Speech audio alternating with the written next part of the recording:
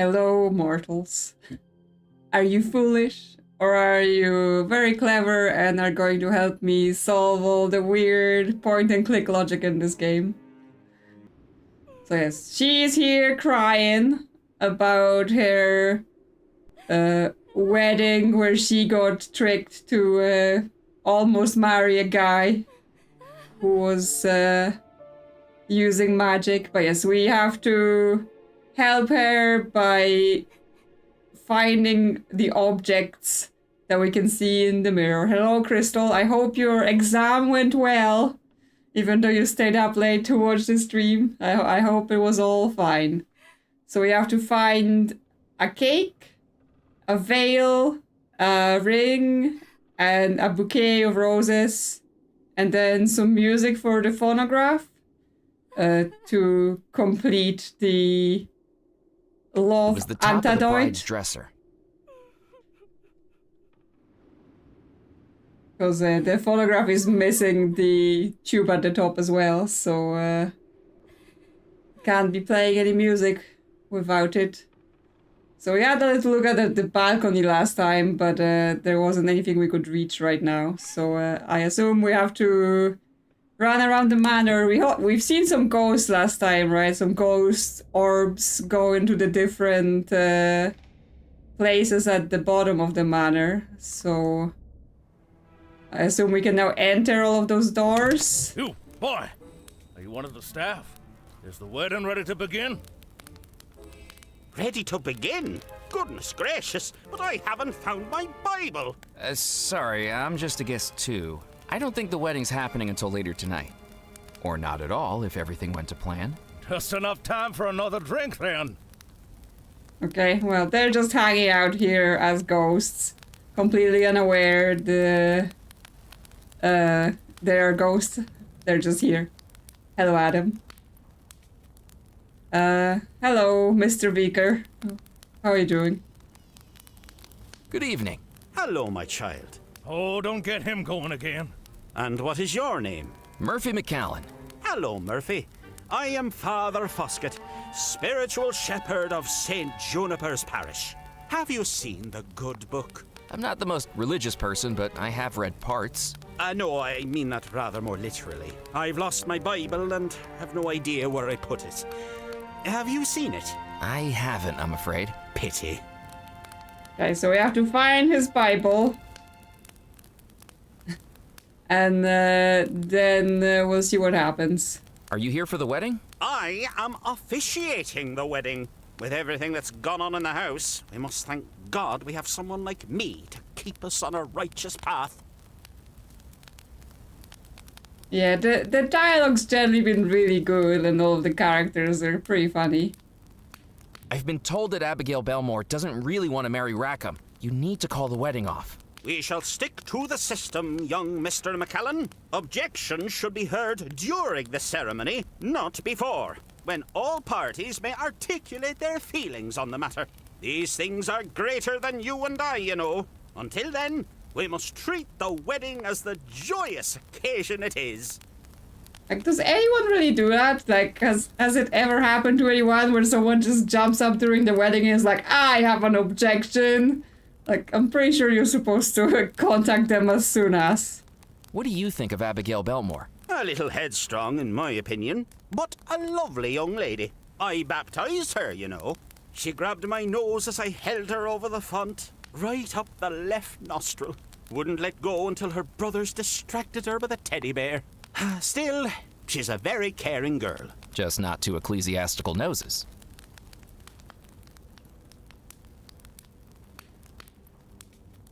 Okay, well, we'll see about the dialogues. We've been talking to people plenty, just to see what they have to say about the various things. Is St. Juniper's your church? That's right, young man. A beacon of godliness on an otherwise spiritually desolate isle. I hate to be the bearer of bad news, but I think St. Juniper has been taken over by rum runners. Criminals? In my church? Good God! They must be removed immediately. Let's not be too hasty. They sound like my type of gentleman. That's the type of church I can see myself attending. I could do with less of your opinions, thank you. Many things can be preserved in alcohol, Colonel. Dignity is not one of them. Yeah, they be bickering. Which one? I'm not the most well-read on religion, but shouldn't you be in heaven now? Gold standard question, my boy. Well, I'll admit this isn't what I expected. Perhaps the good book has some missing passages. I think we can do without your theological input, Colonel. Is there a way to fix it? Well, that's precisely what I'm doing, young man, as we speak. It looks like you're just sitting in an armchair. You don't see the metaphorical cogs whirring around in my head, the tick and the tock of the thanatological matters in my mind. To the layman, I might appear to be just sitting in an armchair, but in reality, I am studying the Bible, or at least I would be, if I hadn't lost it. You've lost it, all right. So, you are just actually sitting in the chair, yes? That's what you're doing. Do you think it might be voodoo keeping you here? Voodoo is nothing but mumbo-jumbo misdirection. I fear we may be in limbo. Some devilish force has interrupted the supernatural order of things. I think Rackham might be practicing black magic. That is an extraordinary accusation. I refuse to hear another word of it. He is a God-fearing man who always attends the sailor services, and he has donated generously to the church. Oh yeah, that's the important And part. my vacation fund. The culprit here is that awful sailor Abigail was going to marry. It is precisely because Miss Bellemore's marriage to Mr. John Rackham was interrupted that we are still here. And why we must continue the wedding as planned tonight. It shall be our way out. Yeah, I'm pretty sure we have already shown that Rackham is the evil guy that cast a spell on Abigail to force her to marry, so... But, you know, the priest is not gonna believe us because he donated to the church and the priest's vacation, so clearly he is the good man. I best be heading off. God be with you. Okay, do you Good have evening. more to Good say? evening, my boy. I'm afraid you'll have to speak up. Old army injury, you see. Care to join me for a drink? Colonel Bloom, how many times must I warn you about your predilection for hard drinking? It's not hard drinking. It's very easy. What do you say, my boy? You care for a nip? I probably shouldn't. I'm a little preoccupied at the moment. Well, don't go saving it for the toast. You'll be waiting decades. See, this is what I was talking about. This is the kind of ungracious, ungentlemanly behavior that will spell your doom, Colonel. Stop trying to threaten me with eternal damnation, Foskett. If it was going to happen, it would have happened by now. I'm pretty sure I'm dead at this moment, and I don't see any evidence of women playing harps. Just you harping on at me. So even when he's dead, he still has to use his ear trumpet to hear? Surely once you're a ghost, you don't have those sort of problems. Did you see much action in the army? I killed 4 men. From food poisoning, Colonel Bloom's title is an honorary one for services to catering. The Cattle King is what they called me. I owned farms from New Orleans to Tallahassee. Beef, leather, dairy. It was a roaring trade. Or at least a mooing one. Those cows, they were my army. I tell you, everything a man needs can be provided by a good troop of cows. Herd of cows. Of course I've heard of cows. I was just talking about them. Oh, that we're doing that joke. Herd of bears? What are you drinking, Colonel? Good hearty rum. It'll put fire on your chest and hair in your belly. Ooh-wee. And perhaps it is time to consider whether you have drunk too much of it, Colonel. Or perhaps give it up altogether. I could easily give up alcohol. I've already done it hundreds of times. I think you'll find the time between one glass and the next does not count as teetotalism. Perhaps we should be grateful to the Lord that your glass remains empty. So, do I need to bring him rum? Because I've used up the rum I had previously. May have to steal him some more. Who knows with the ghosts? Maybe they have some crazy drinks. Are you looking forward to the wedding? I'm looking forward to it being over.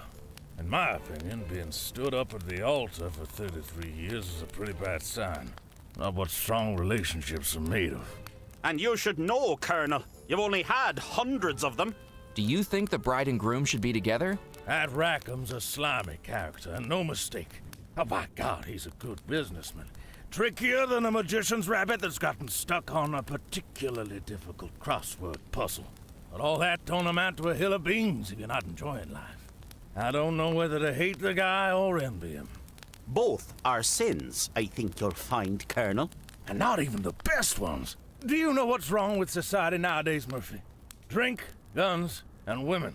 There's just not enough time for them all. Oh my god, that guy.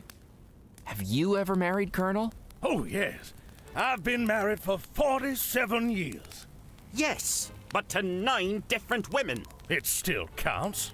His shortest marriage was 2 days, and that's only because they couldn't find him to serve the annulment papers. I ended up in a bordello in East Nevada with half the members of the Albuquerque Militia Marching Band. Best honeymoon I've been on with some lovely girls. Didn't take Lord his forgive wife. him, for he knows not what he does. That's not what the girls were telling me.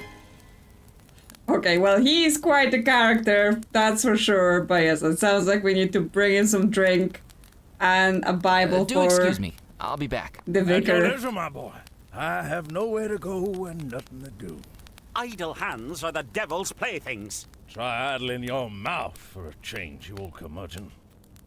Well, I mean, you're not doing anything. You're just sitting here because you're also not studying the Bible. So you shouldn't be judging anyone for idling. Anyway, what else is in this room? A pot on fire. I've previously seen small pots hung in fireplaces like this contained water in order to humidify the room, especially when tobacco was being smoked. In this case, however, the pot was empty. Well, no one's smoking, so I guess we're good. The glass is empty, I assume. The empty glass was best left where it was. We can take the vase.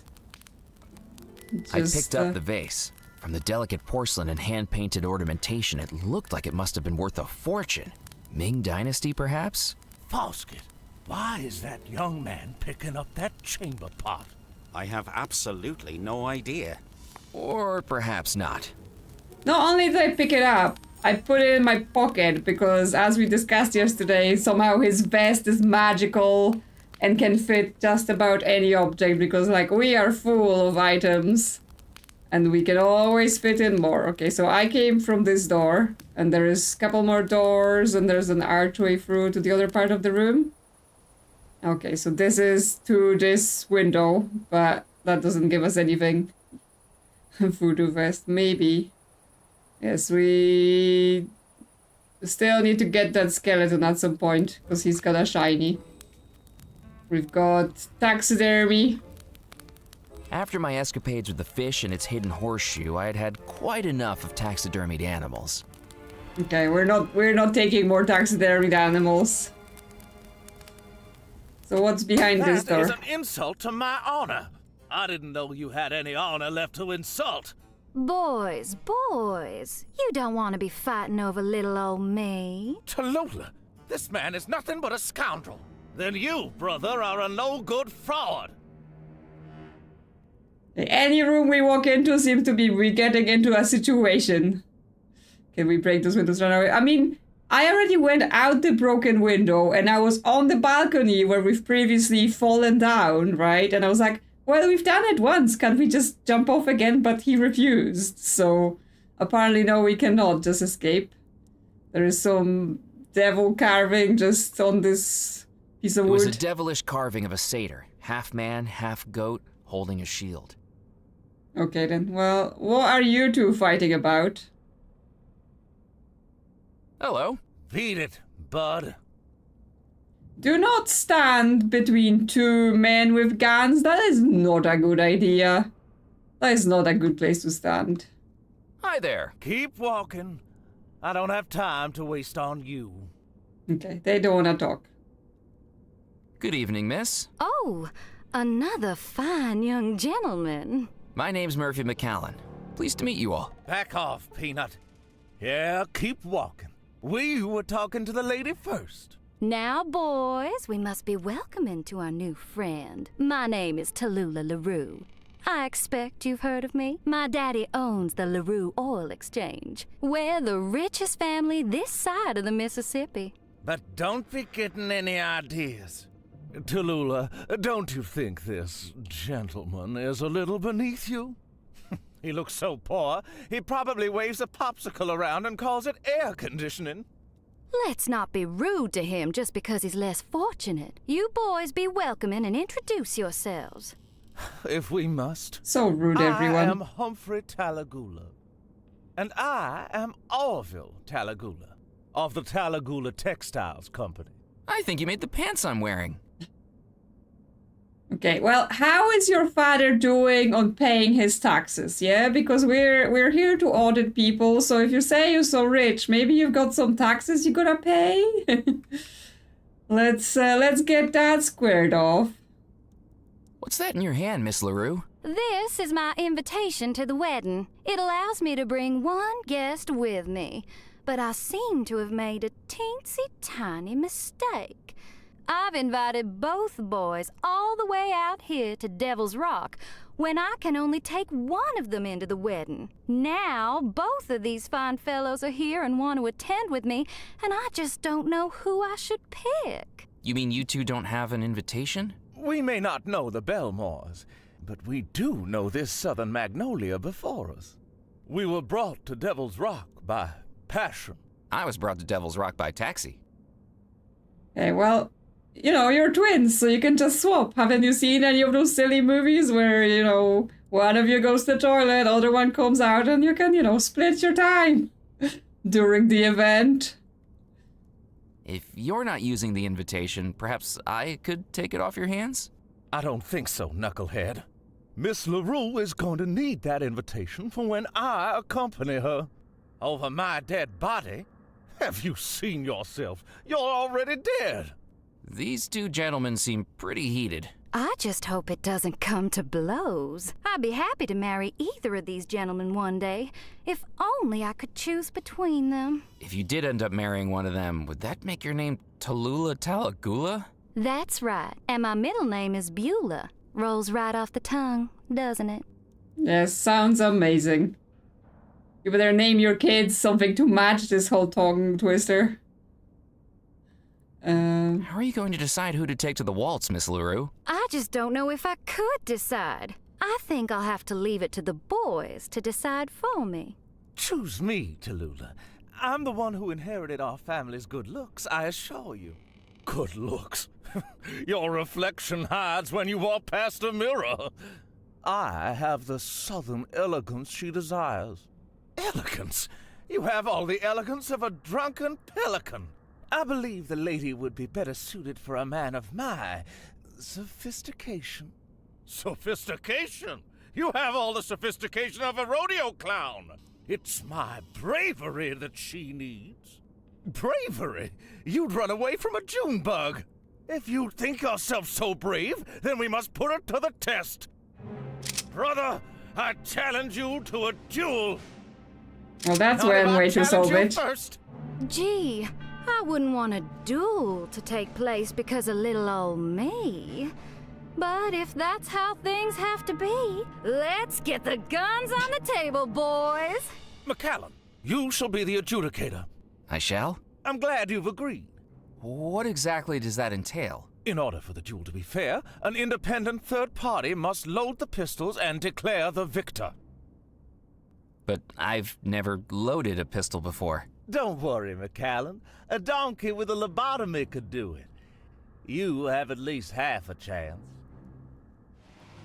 Yes, it's like, she's like, oh, I wouldn't want you to fight over me, but if you must, shoot each other.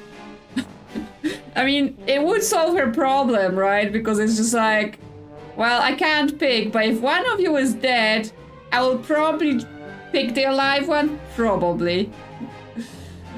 Okay, loading a pistol. The instructions read, powder, Yeah. shot, ramrod, aim, fire. Okay, so this is the powder. One at a time, I poured the powder into the muzzle of the pistols. Okay, then the shot. I then dropped the shot into each muzzle. Then the rod. Finally, I patted the contents down with the ramrod. Okay. And then aim and fire. No pussyfooting around here, boys. I want to see some action. If you miss, you're not the man for me. Well, maybe they will shoot a hole in the wall and there will be something there that we can find. Ah! Well, I've been hit. Me too. In any other situation, this would have been a tragedy, but it quickly became clear that a duel to the death wouldn't be conclusive when the duelists were both already dead. oh, neither of you missed? Well, sorry, boys, but I think that's a draw. What a terrible waste of everybody's time. Well, the guns seem to be real somehow, so they are able to interact with the guns and then carry them around. But then they just caught the bullets with their ghostly selves. Would you like a rematch of the pistol duel? What a wonderful idea! Oh, wait. Boys, guns on the table. Murphy, load 'em up. Okay, well, I didn't Would you really... excuse me for a moment? Don't be firing prematurely. I didn't really want to load their guns now, but I assume... I assume from the fact that we can redo it, there will be a reason to do that, where we have to do something. Can we still hear Parasol? Miss LaRue, would you mind if I borrowed your parasol? Don't be silly, Murphy. It's a beautiful evening outside. You have no use for it, but I'm sure I can be of help to you if the weather turns sour. Okay, so she won't let us take it right now. Yeah, but right now when we load, right, it's like it loads both the guns at the same time, so we may need some further something to make sure one of them wins. Because I assume if I load the guns wrong and both of them lose, that also doesn't help.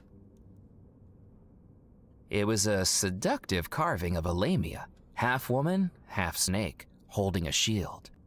I mean, I can load it without, but then they're both gonna miss, Would you so like that's a rematch still... of the pistol? What a boy! It's still gonna be like they both lost. One at a time, I think she poured wants- the powder into the muzzle of the pistols. One of them to win, right? No, McCallan, you haven't put in the shot. Okay, they won't even let me do that.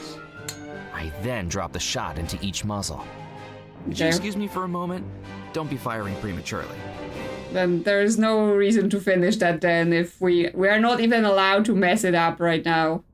We're gonna have to figure out a way later once we've worked out something. Was there more Good evening, dialogue? Miss Why, hello? Because yeah, we just kind of got interrupted by doing the duel. Were you friends with Abigail Bellemore? Friends may be a bit of an exaggeration, but I'd seen her around at the debutante balls before she got engaged to that sailor. I mean, really, what was she thinking? You don't think they should have gotten engaged? What's the point? Mr. Rackham was an improvement. I do love the powerful. Well, maybe you can marry Mr. Rackham then, and then everyone's happy. I best be running along. Ta-ta for now. Okay, so we've got some bookshelves. I up wondered top. if the shelves held any books on battling ghostly curses, but that seemed a little too niche. There's a door at the top and there's a door going to the bottom. Okay, we've got some cellar with wines. Walking into the cellar, I was hit by the pungent smell of rotting wood and mildew. 3 decades without upkeep hadn't been kind to this section of the house, and it was now knee-deep in floodwater. Okay, well, there's water and there's electricity, which can only end in a terrible way. The wine racks were largely bare. What few bottles remained were cracked and empty. Can we just go Knowing and the get type of ourselves up? animals that lived in the murky water on this island, there was no way I was stepping into the floodwater. Okay, he's like, I'm not doing it. I flipped the switch, but nothing happened. It seemed the barrel lift lacked power. Okay, that's for the barrel lift. And we've got a fuse box. I took the handful of candles from on top of the fuse box. Okay, I stole some candles. Lightning rods, ground. The wire had corroded into the fuse box. I couldn't budge it with my hands. Okay, well, I'm not sure. Like, I got some scissors, but probably don't want to be doing that. Shockingly, I didn't want to risk electrocution by cutting the wire. Really? Okay, fine then.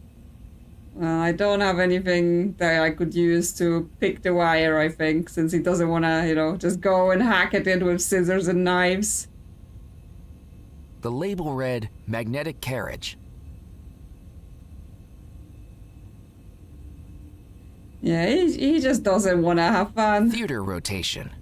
Orrery track. Barrel lift. Electrograph.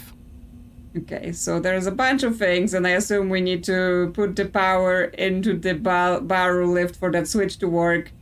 But right now we don't have a tool to move the cable with, since he won't just cut it. Okay, well, let's go up. See what's in the other door. Okay, someone playing the piano. And he's got some stuff here.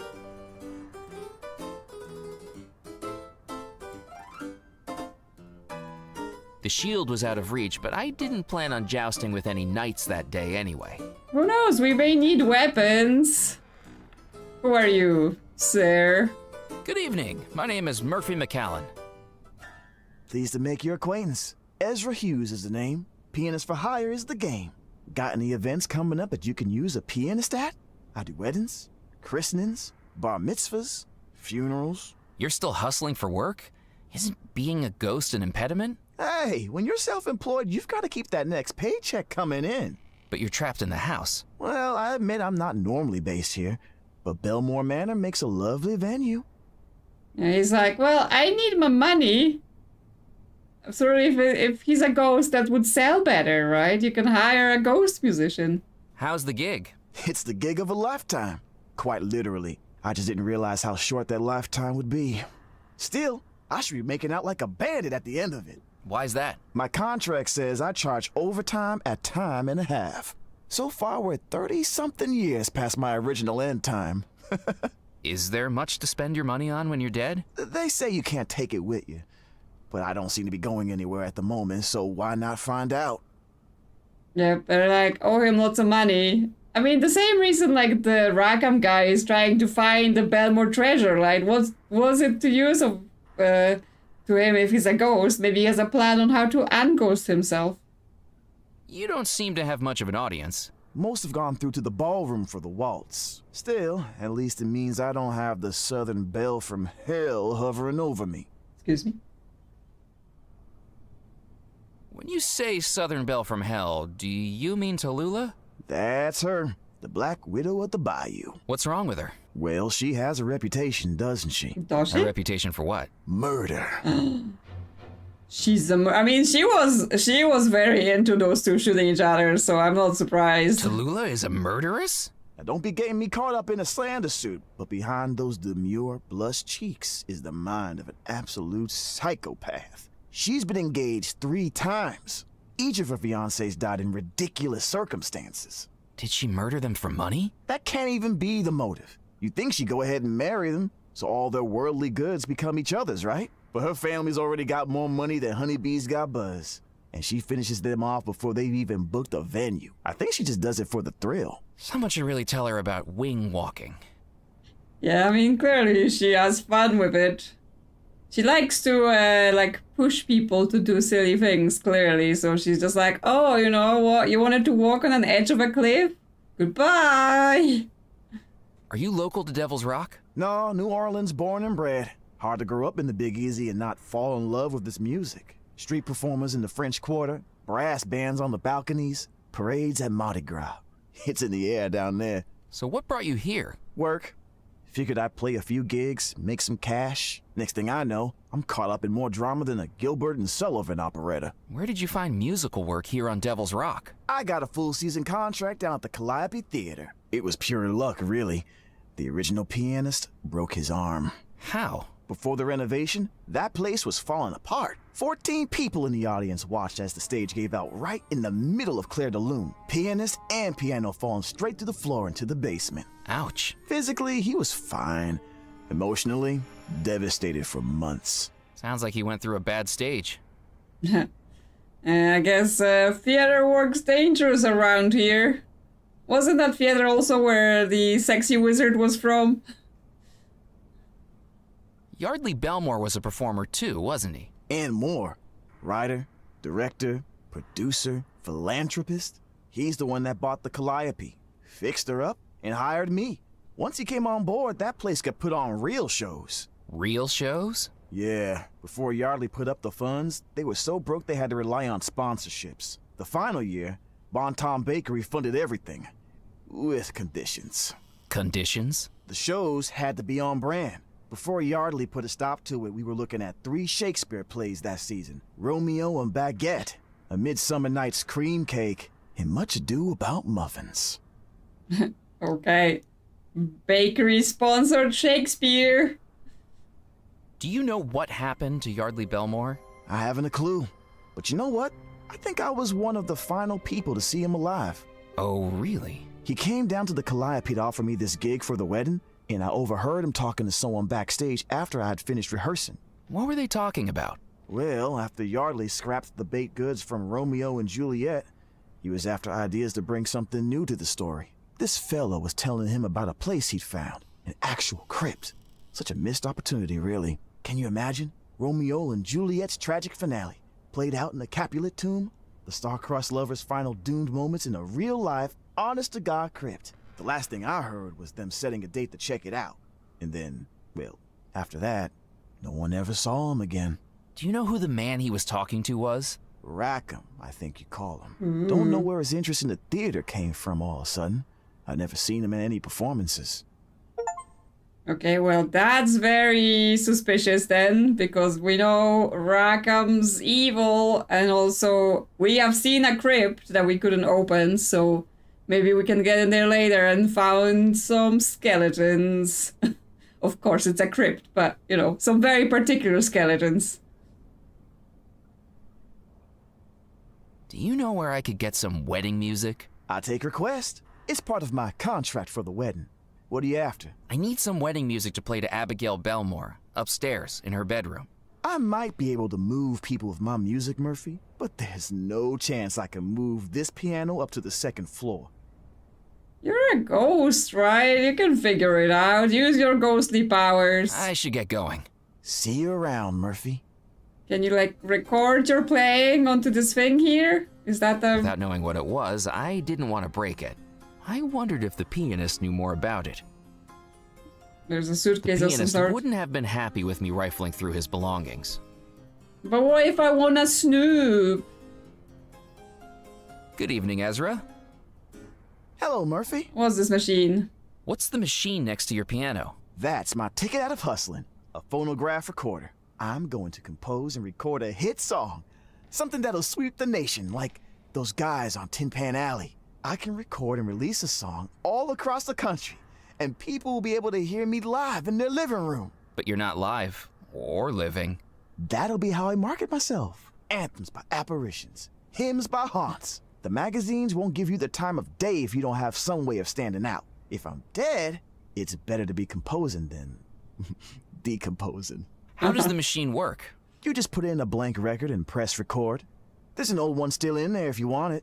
It's too worn for me to use anymore. The records have a thin layer of black wax on the outside, and the machine records the sound as grooves in the wax. Keep an ear out for me in a year's time. Okay, well, so why didn't you mention this the first time when I we should get said, going. oh, we See you need around, some Murphy. music for Abigail, that you have a recording device? But yes, if we can take the thing and we have picked out some I candles. took the record from the recording machine. With its outer coating worn away with age, it wasn't in a state to record onto. We can melt some candles and put it on the record thing. So I think we can do it maybe on that pot that was in the fireplace. Yes, we do have black candles. And we have a place I hear gunshots through there. to melt Like things. being back at Alameda during the war. What happened there? A battle? No, my second wedding. The father of the bride didn't appreciate me canoodling with the maid of honor and got all the locals to run me out of town. Talk about a shotgun wedding. Okay, my dude. Anyway, I've got some candles to melt.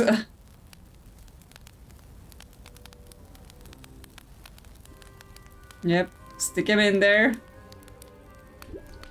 Nice wax I melt. dropped the candles into the empty pot hanging in the fireplace. They soon began to melt and bubble. Double, double, toil and trouble. Goodness gracious! That isn't more satanic sorcery, is it? I'm sorry, I was just quoting Macbeth. Well, don't. No Macbeth allowed in this house. Yeah, now we put the record cylinder in there. So Carefully, we can I dipped the record into the refresh it. molten candle wax.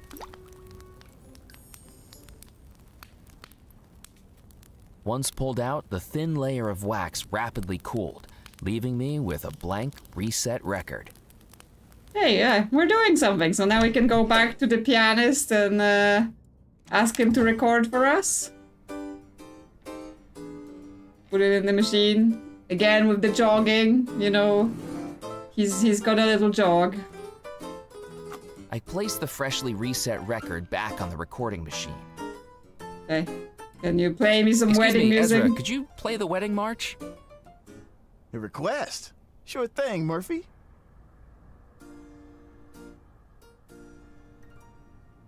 Is it recording?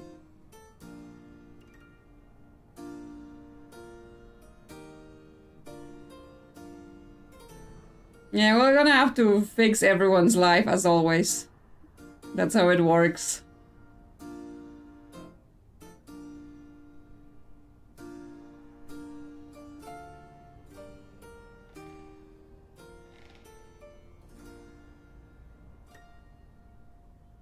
Thank you very much.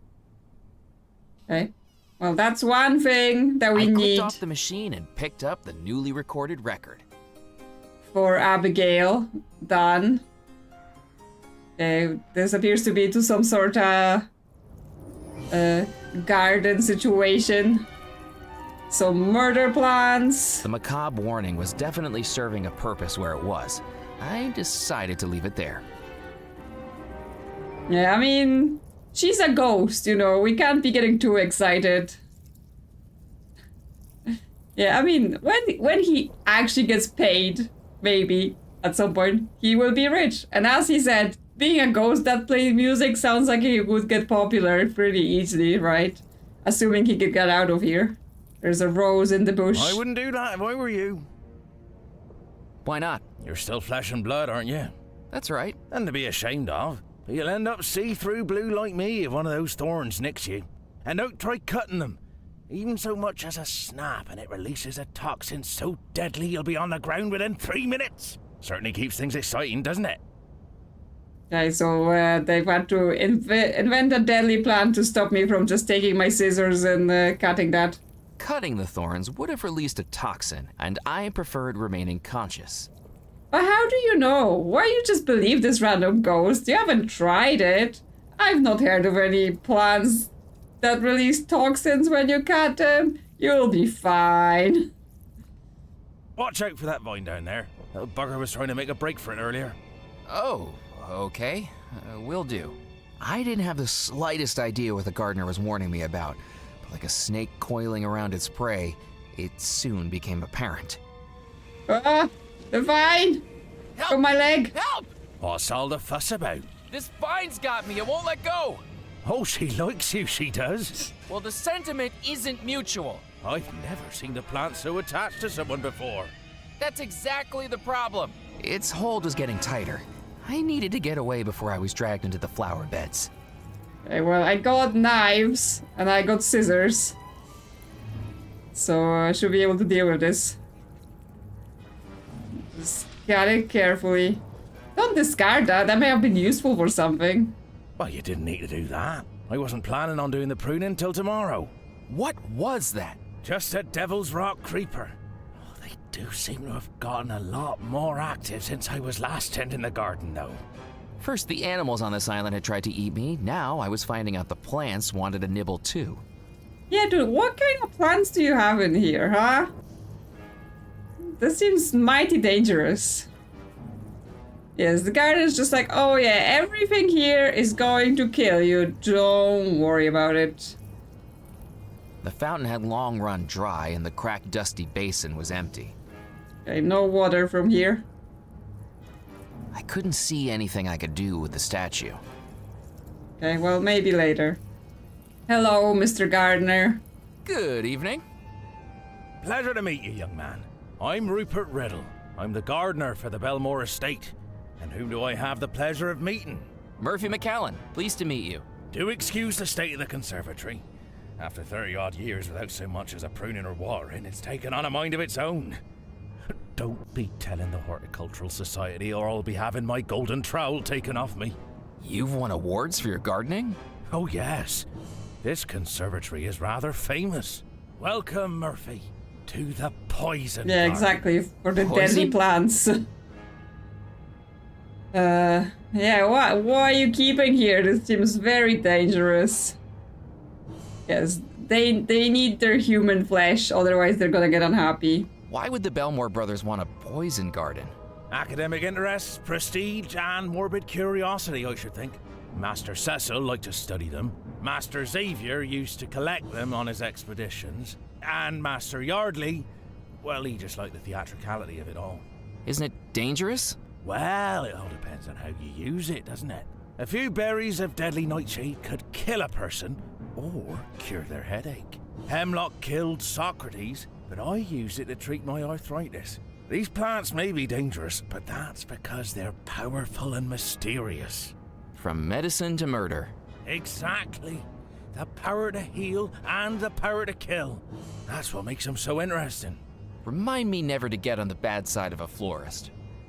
Yep, they're gonna murder you with plants. And yes, one of the brothers was like a scientist, right? So, I guess he could have made some use out of the plants here. What's the secret to growing your garden?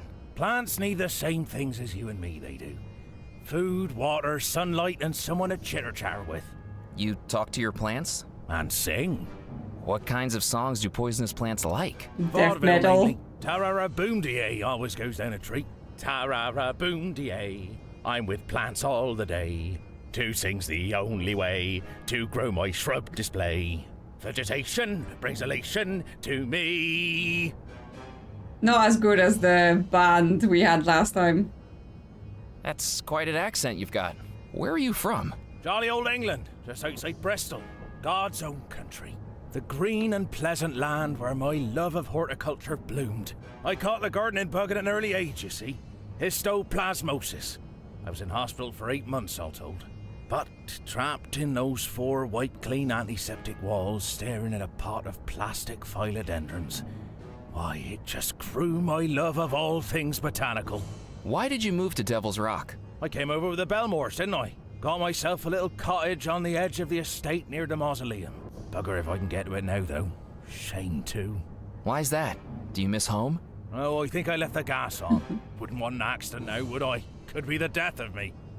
Well, I think you're dead already. And it's been 30 years. If it didn't explode by now, it's probably fine. What are you working on at the moment? I suppose I ought to be pushing up daisies. But death isn't going to stop these green fingers. So I'm getting right back into it where I left off, tending to these plants. It's not quite the same as it used to be, I must admit.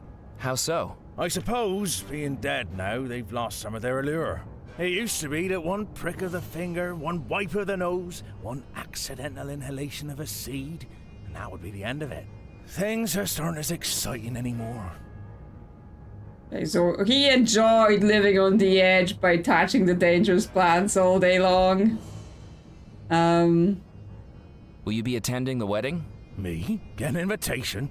I'm not sure overalls would meet the dress code. But it's a good thing, too. I wouldn't trust that Rackham with a hosepipe on a hot day. Why not? Well, it's not like me to tell tales.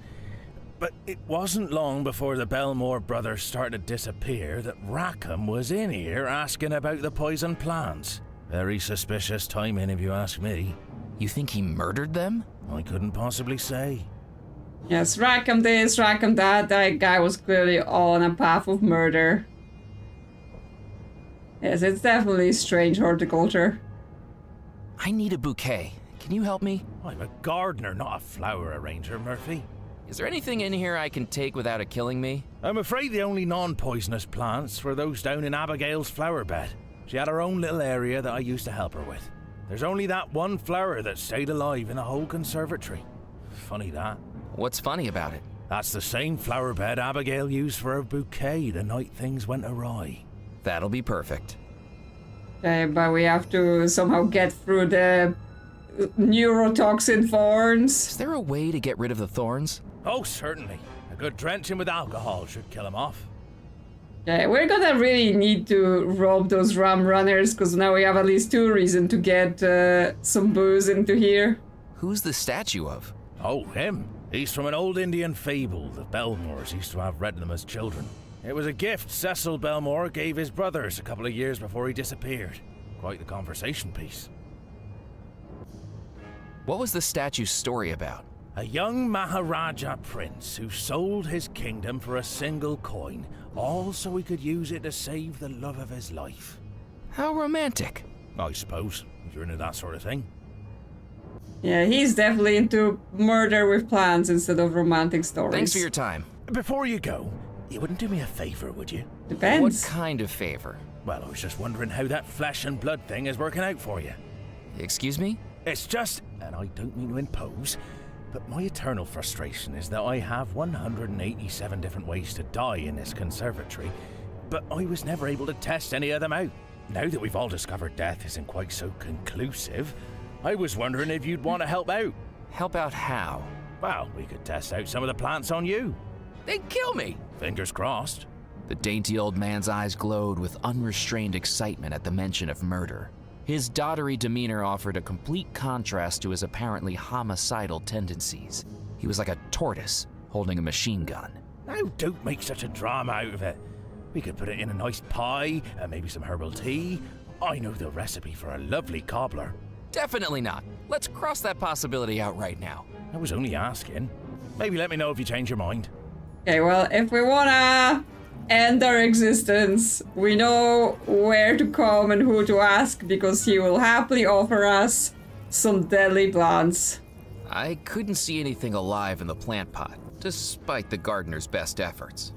Yes, we should, even if they serve tea, we have to be like, no, thank you. No tea, no food, don't give me anything. Clearly not safe. Okay, we have, that's just a fountain. Okay, well, we can get out of here until we have something to get rid of those vines.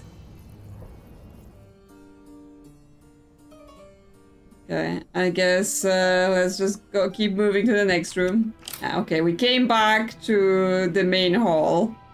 So this just loops around. This door open? Hold it right there. The dance is about to begin. I shall deal with you afterwards. That's a lot of people. What are we doing?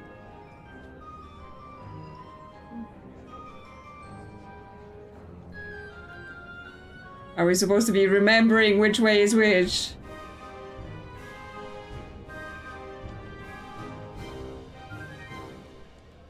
Okay. The skill, the movement, the passion. It certainly gets the blood pumping. Now then, do you have an invitation? An invitation? To the waltz. This celebration is only for wedding guests. We have all manner of help running around the house who certainly aren't invited to the festivities. Imagine the smell. If you want to come in, you'll need to retrieve it. Rules are rules, and it's my job to enforce them. I am Mrs. Elaine Craddock, housekeeper of Bellemore Manor. Who are you, anyway? Murphy McCallan. I'm just a visitor. Evidently. Okay, so we need the invitation from... Stop right there, young man. Only... Fine. We need the invitation that the murderous lady has so that we can use it to get into there. Which means, yeah, we're gonna have to figure out how to get the two of them to shoot each other. Well, if we go into here, we can drop off the music record while we're at it, so we're not carrying it around.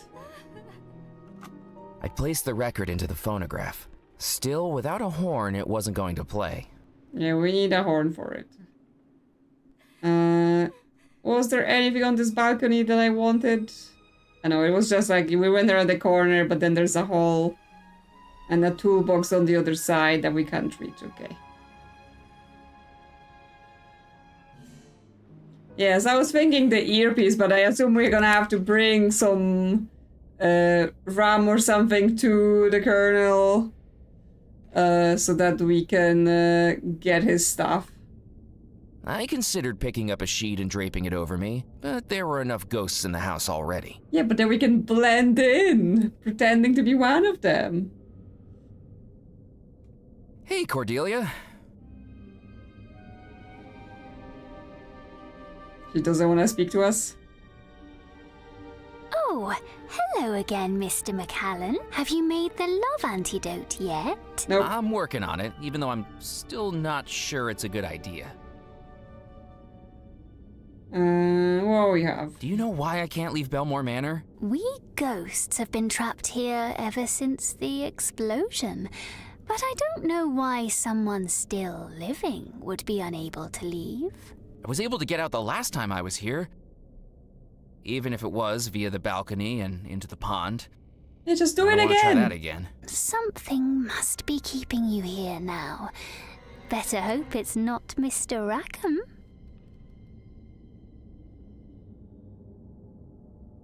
The skeleton hanging from the tree outside. That's the sailor, isn't it? What's left of him? I do hope it's a mess I don't have to tidy up. Isn't the sailor's ghost trapped in the house too? Oh no! He killed himself hours before the curse took hold. He will have long since passed over to the spirit realm. Lucky escape, some might say. It was lucky to be so distraught he committed suicide? It's better than being trapped in this house for eternity. Oh, and we do need to get to him, right? Because he's holding the ring. I assume we're gonna need to give her. Yeah, he didn't need to get caught up in all the ghost traffic. Do you know what happened to the Bellemore brothers? That certainly is a mystery, isn't it? But I'm afraid I don't know. My duties were to help Miss Bellemore, while Mrs. Craddock dealt with the masters. Although what? I did see Master Xavier on the day he died. Oh, and what was he doing? What was Xavier doing on the day he died? Preparing for an expedition. He'd been given a birthday present not long before, an old pirate map of Devil's Rock that he'd hung over the fireplace in his bedroom. And on the map, marked in red, an X marks the spot. Did Mr. On Rackham give him Devil's the I doubt the treasure even came into it. A cove on Devil's Rock, where no one has stepped foot in over 100 years. That'd be like a moth to a flame for Master Xavier. He left before dawn, and then never came back. Who gave him the present? I expect you can guess. Rackham. Yep, that's what he did. Did you say there were rumors that John Rackham used black magic? Oh yes, all of the staff talked about it. Even if we daren't mention it to the family. Crates and boxes delivered in the night, hidden from prying eyes. But not hidden well enough. We see what happens in this house. We hear the whispers in the night. We know. They know. Do you think the Bellemore treasure is here in the house? If it is, I've never seen it. But it is a big house. There are rooms I've never been in. Rooms I was forbidden to enter. Who knows what's in them? Dead bodies. How did Abigail and the sailor meet? It was aboard one of the Bellemore ships. Miss Bellemore was never one to be caged up inside the house, always wanting to go away on her brother's voyages. But they were a good deal older than her, and very protective after they all lost their parents. So she made a plan to stow away. Did she manage to do it? No, she was caught mere hours before the ships left port from Deadnettle, covered over in spare sail. Who discovered her? That young sailor. I don't think she was best pleased that he had to tell her brothers, and he did, but she didn't hold it against him. Instead, he told her of the voyages on each return to Dead Nettle, and as the months progressed, she took more and more of a liking to him. I suppose fate will always bring two soulmates together, even when they least expect it. And that's how they fell in love. The young sailor promised that one day they would explore the world together.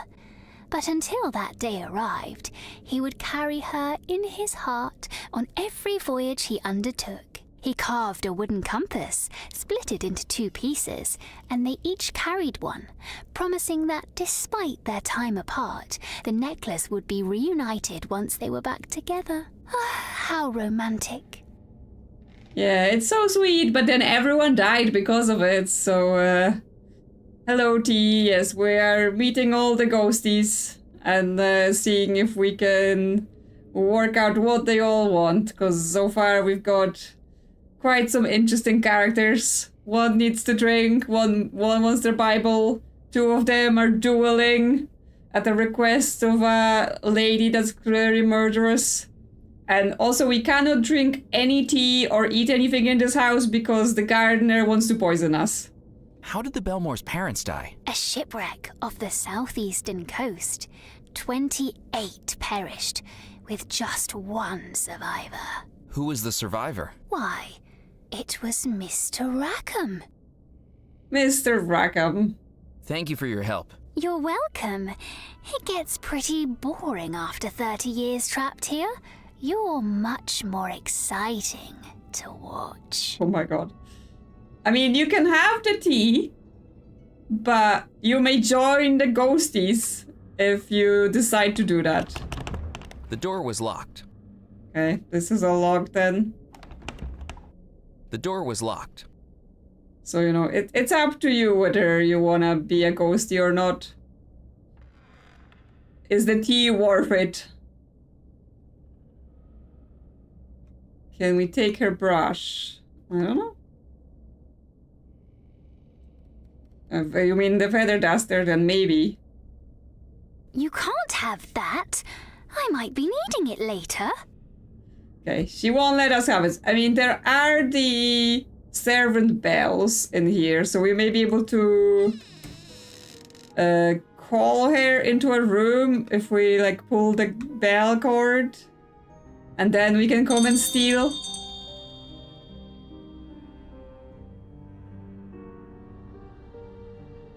Coming! So while she's coming, we're just run off. Miss Bellemore, did you ring for me? Yeah, excuse me, while I just quickly... With the maid distracted, I was free to take the feather duster. There we go. Now we have a feather duster. I didn't need to move the cart. I considered picking up... Okay, no sheets for us. Well, now we have a feather duster. We can dust. Yes, you still have to work when you're a ghost in this manner. You have a portrait. Gazing into the portrait's eyes sent a shudder through me, and I realized it must have been a portrait of Rackham. His eyes looked back, almost as if he were scowling right at me. Why do they have a portrait of this guy in their house? You want to tickle? Oh, hi. Hello, small child ghost. Look on your face. What are you doing? Oh, you could have scared me to death. Imagine how cool that would be. I don't think I'd be very happy about that. Baby. Okay. Who are you, anyway? My name's Murphy McCallan. I'm a guest. Who are you? I'm Sebastian Pock. The little boy puffed out his chest with a grin that would make the Cheshire Cat jealous. What were you doing in the trunk? Playing hide and seek. That stuffy old vicar challenged me to a game and hasn't found me in more than 33 years. Don't you know it's dangerous to shut yourself up in places like that? You could have gotten locked in. Well, it's funny you say that, actually. I think the latch closed on me while I was inside. Still, what's the worst that could happen? I'm already dead. Yeah, can't you just phase out from the trunk? What are you looking so pleased about? I'll have a new toy to play with later tonight. A Oh, what do you brand know? new Guggenhose Model 5 wind-up tin boat. I'm going to play with it in the bathtub down the hall. That's funny. I know a little girl who accidentally got one of those for her birthday today. Yeah, funny that. The boy pulled an expression that made him look slicker than a politician in an oil spill. Yeah, the vicar was like, oh yeah, go hide, I will find you. You know. And then he was like, ah, yes, peace and quiet. You've been in that chest for 33 years? On and off. That's got to make me a hide-and-seek champion. This house is amazing for it. Before I climbed in the chest, I must have explored every room in the house. The ones that aren't locked, at least. Yeah, basically you go tell the child to hide for 30 years, and then once they come out, you're like, okay, it's time to move out now, child. Get out, you're old enough. You haven't seen the Bellemore treasure while you've been exploring, have you? There's a treasure here, like pirate treasure. That's what the stories say. And you believe them? I thought kids were supposed to be the gullible ones. I don't think it exists. Why not? Because if it did, I would have found it by now. Yeah, what's with the... I understand they had lots of money as a family, but what's specifically the treasure, right? This is a long shot, but do you know Mallory Wisp? Sure, I know Princess Stink. She was getting a tin boat too. I know. I swapped over the pages in the toy catalogue, so she ordered the wrong thing. She'll get fed up with it, and I'll get to play with it instead. Well, that wasn't a nice thing to do. Nice guys finish last. That's what my father says. Okay, child, maybe don't.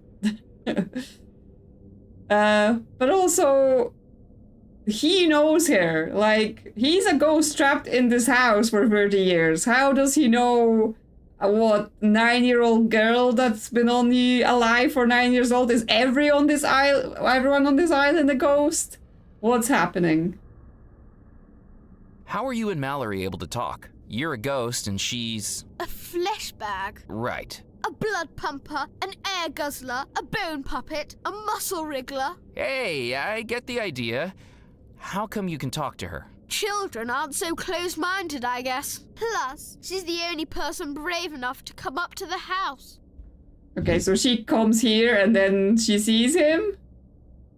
Yeah, so he's not been in the chest just for 30 years. He's clearly been coming out and doing other things, the little liar he is. Are you here for the wedding? Do you think I dress like this for fun? I look ridiculous. I thought you might be the mayor of Munchkinland. My mum made me dress like this. What's your excuse? I work for the tax office, that's how we dress. Do you know the man in the portrait behind you? I don't want to look at it. Gives me the creeps. It's John Rackham, isn't it? Shh! Mum says we're not allowed to say his name. What do you know about Rackham? I don't want to talk about it. You know something, don't you? I can't tell you. I'd get in trouble. I won't say a word. Cross your heart and hope to die? That's ironic, given the circumstances, but sure. We came to the house a few months before the wedding was supposed to happen. My dad's a lawyer for the Bellemore Trading Company. A real important one. But oh boy, is that stuff boring. I was sneaking around, you know, just exploring the house. And I saw him, that man. He was talking to one of the Mr. Bellemores. The one that wore the white coat. Cecil Bellemore, the scientist? Yeah, he said he was going to his laboratory, but where it was hidden was a secret. I thought I could follow him. Did you have any luck? Not really, because I wasn't the first. That man, he was following him too, in secret. I kind of got too scared to keep going once I saw him. What scared you? I saw something. I saw something the scary man was carrying. What was he carrying? A dagger. Of course. So basically, Rackham murdered the parents, murdered the brother, cast a spell on the sister, and then tried to marry her to get all the money, right? Like, see you around, kid. Case solved. Bye. Now we just have to get out of here. So this is the bedrooms for the brothers, because it's like X, C, and Y.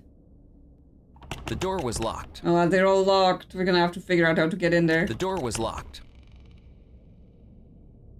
The door was locked. Yeah, a dagger. That's what he's doing. Okay. Well, you hang out in here. I'm gonna go check around other places. He's very happy to be telling us all the horrible things that have happened. Okay, so what we have? Because we've kind of checked out the various things, right? The fireplace was suspicious. Without a flue, the fireplace seemed entirely decorative, and yet, standing in front of it, I could feel a breeze. Yes, there's clearly some sort of secret something in there. Can we feather duster the fireplace? I couldn't do that. Okay, fine then. Oh yeah, we have magnets, we have bottles, bellows, a screwjack, the auger, our captain's license, poker, magazine, chamber pot. What are we doing with all those things? Because none of those things are what we need to give her. And like to get the ring from the ghost in the garden, we would have to be able to go outside to the garden, right? Okay, here's the pianist. The pianist. Yeah, still can't touch his suitcase. We need to find some booze.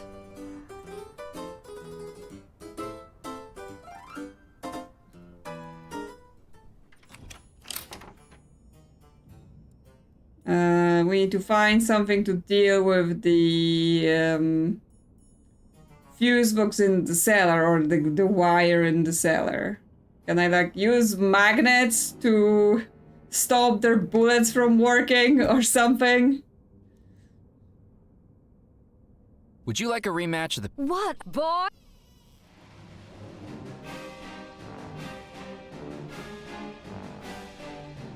The wire from the piano recorder.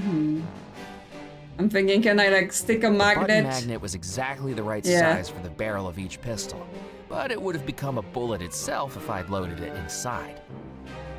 Okay, can I put it like... The button magnet was exactly the right size for the barrel of each pistol, but it would have become a bullet itself if I'd loaded it inside. Okay, but how do I load it outside then? Do I attach it on the outside or something? Clearly the magnet is the thing I need, but then I need to attach the magnet somewhere else or by some other means. Because just doing that doesn't help. Yes, it's going the right way, but I need to figure out how do I attach it. With the twine, That didn't work. No, it doesn't. I couldn't do that. We can't. I needed to think of something else. Yeah, we can't combine the magnet or the twine or the twine with a gun. We'll have to be something, because yes, it won't let me like just put it on the pistol anywhere. The button magnet was exactly the right size for the barrel of... Right, it's just like, oh, if I put it inside, it's not gonna work, so we may have to like find something to stick it with or whatever the plan Would you is. excuse me for a moment? Don't be firing prematurely.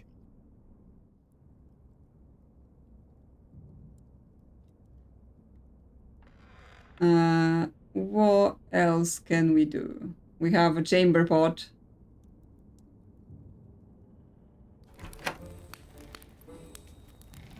Well, that's what I was like. He seems to want to use the magnet, but he can't like just put it in there.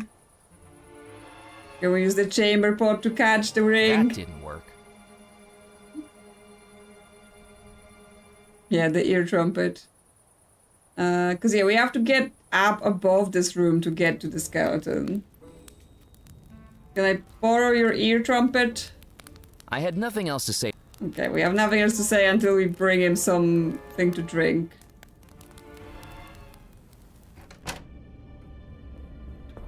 Oh, we haven't been in here. That's a new room. Stepping through the doorway, I found myself in an ethereal black void that stretched in every direction. Okay, Draped cool. in green fog, all I could see were staircases floating in all directions. And in the center, an eternally ticking clock. Well, we found another dimension then. So does that take us to other places? Okay. Going from staircase to staircase. Where are we going? Where will we end up? Nope. Is that little whippersnapper playing on the staircases again? No, it's not him this time. But how that wayward whelp's mother allows him to run riot through that cursed room baffles me. When it comes to Sebastian Pock, I think King Herod might have had a point. Okay, could then Sebastian Pock tell us something about how to get through the staircase room so that we can reach wherever it's actually supposed to be going? Do you know anything about the staircases? Hello, Sebastian. I heard some of the other ghosts talking about a boy playing in the staircase room. That was you, wasn't it? Sure was. How did you know? In truth, the description of wayward whelp was the giveaway. But as long as Sebastian knew something I didn't, I needed to contain my annoyance. Lucky guess. Do you know how to get through the staircase room? Oh, sure. I know every route in this house. You've got to be as good at hide and seek as I am. I bet I could beat you without even leaving this room. Sebastian, I really need to get through the staircase room.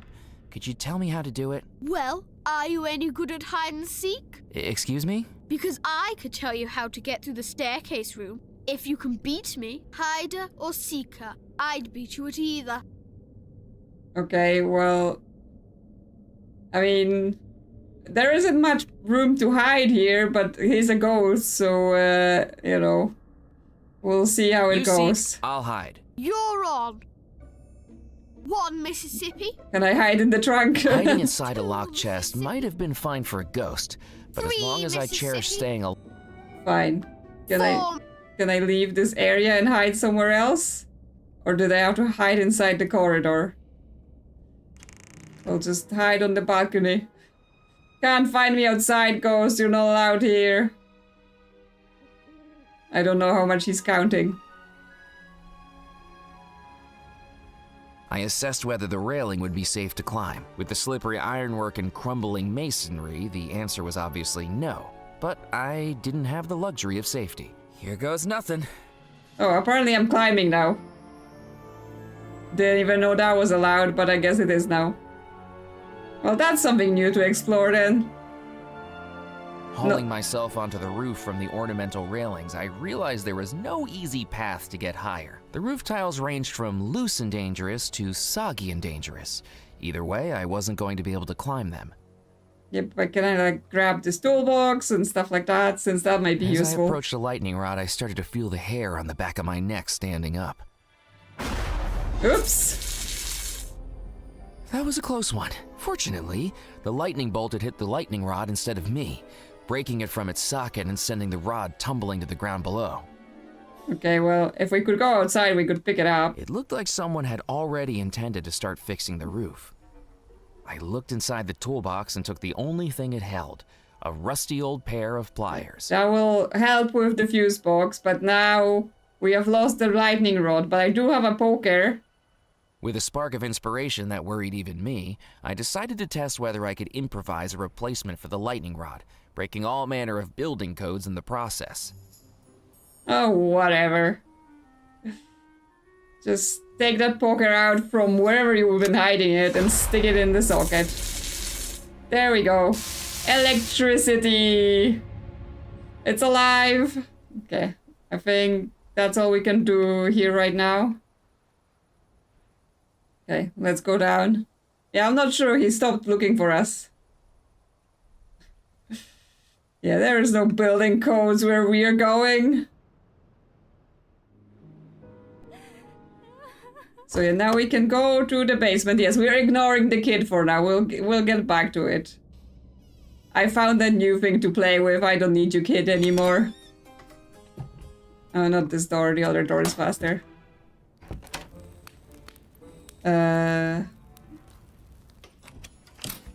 Okay. Maybe it was the same distance. So here now, we can go into fuse box. We've got the pliers, so we can get the wire. With the pliers and managed to dislodge it from the fuse box. And then it was the barrel lift that we wanted to get working. Yes, good thing we got lightning strike on A order. surge of electricity from the lightning strike, the barrel lift came to life, disappearing into the water, then rising up to the hatch above. So this was how they loaded barrels in and out of the cellar. Okay, can I take a ride? I needed to use the switch to operate the barrel lift. Okay, I'll use the switch then. I flipped the switch and the barrel lift ground to a halt. Yes, we just have, you know, lightning strikes on I needed to demand. use the switch to operate the barrel lift. Well, I did. Can I not, like, use it to get across? I thought I would be able to, like, climb over it and I needed get to... across. I flipped the switch and the barrel lift started up again. Okay. But it just ends up at the I bottom. flipped the switch and the barrel lift ground to a halt.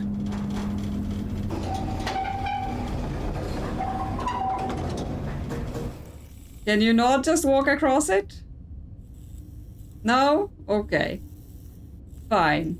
So then what's the use of it? That was going to be the perfect container to scoop the water out, but I would have been here for days. I Well, needed a get way to to it. automate it.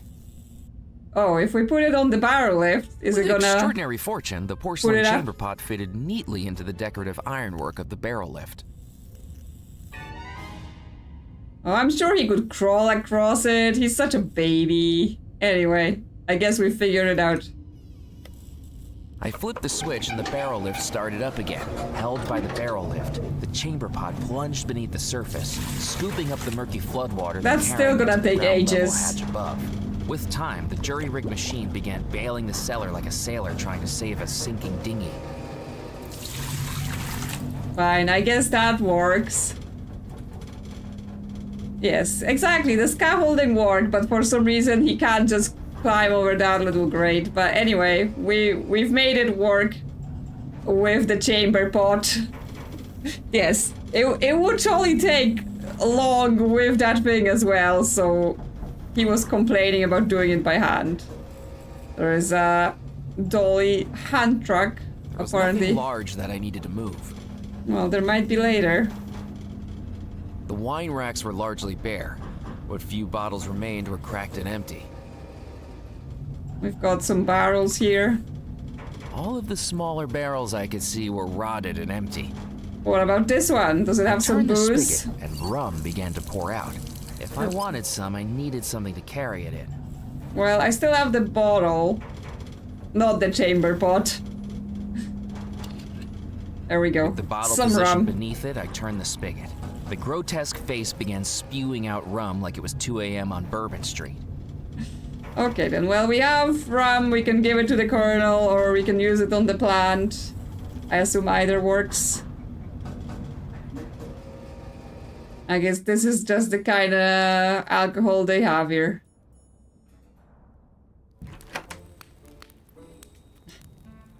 They're ghosts. Do they care about the contamination?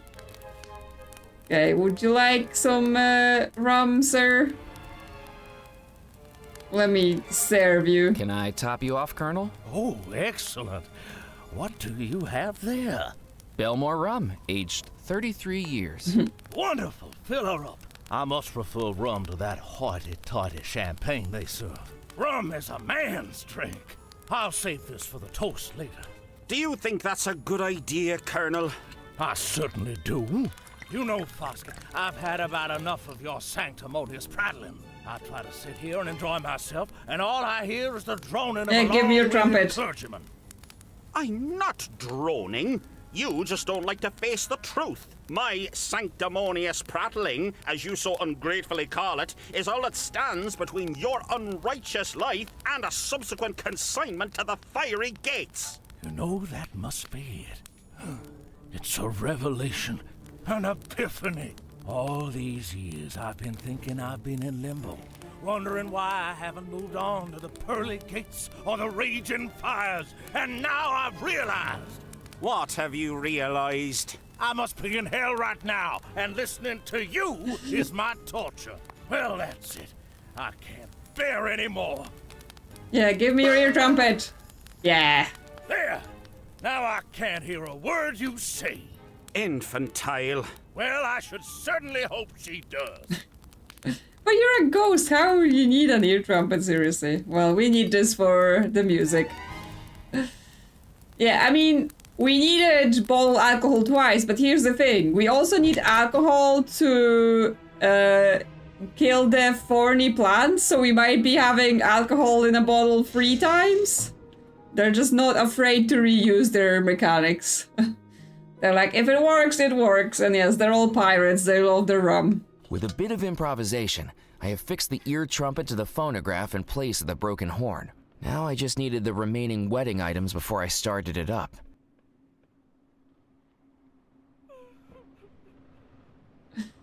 Yes, you never know what anyone's hell could be like, right?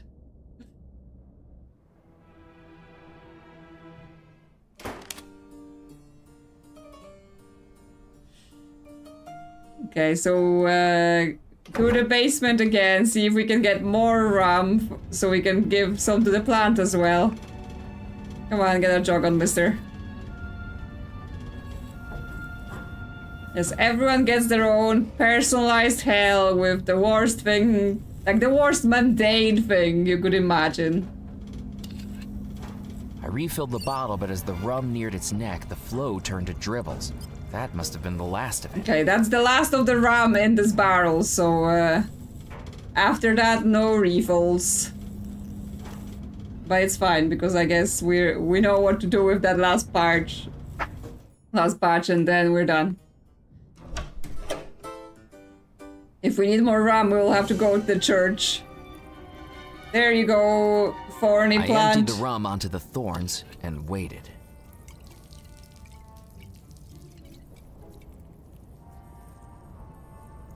Yeah, maybe, unless we get out and we need to steal more.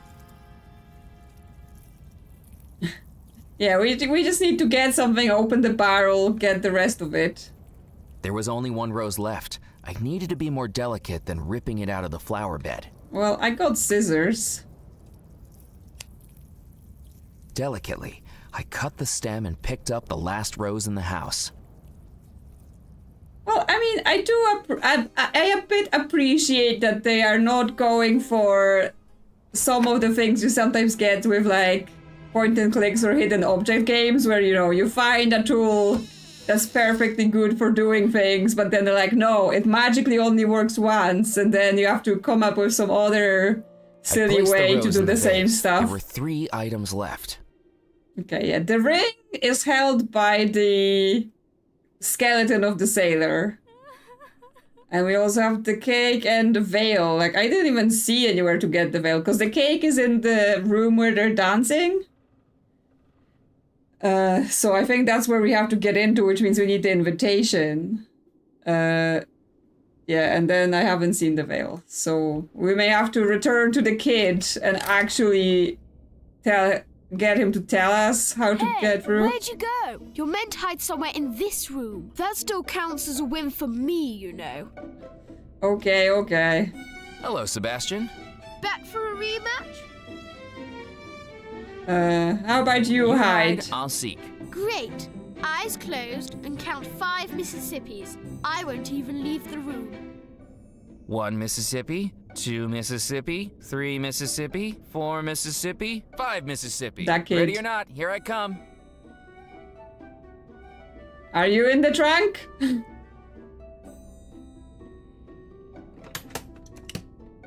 Boo! Oh, we have to find him on first try. It's not like we can just start looking anywhere. Too easy. I just wish this was more of a challenge. Okay. Hello, Sebastian. Back for a... You hide. Great. Okay. 1 Mississippi, 2 Mississippi. Well, how many places he could possibly hide 4 in? Mississippi, 5 Mississippi. Ready or not, here I come. So are you behind the curtain again? Are you behind the curtain? No, now he's in the trunk, of course. Better luck next time. Hello, Sebastian. Back for a rematch? But that means we can hide behind the curtain as well? You must be cheating. How could I? I cheat? I don't know, you're a ghost. Can't you dematerialize or something? This isn't a bedtime story, you know. I may be a ghost, but I still touch things just like you. Oh, do you now? You seek, I'll hide. You're on. Okay. I Well, was far too big to fit behind the curtain. yeah, Two where do I hide? Mississippi. Because I can't go in the trunk. 3 Mississippi. 4 Mississippi. Hiding inside a locked chest, 5 Mississippi. I was far too... Okay, Ready there or is not, here I come. there is some trick to it where we have to figure out how to hide. Can't just stand Found you. behind him. Goody for you. You didn't even make it hard. Maybe I should hide next time. Yeah, he might be cheating, and therefore we need, like, it does feel like we need something else here, right? There's nowhere for us to hide in this room because we won't go in a chest. We can't go behind the curtain, so we can't do that. And then we only have one chance to find him when he is hiding, which means there's no way for us to know, right? So, well, we don't have anything heavy right now. Nothing like that. We don't have a big rock in our pockets.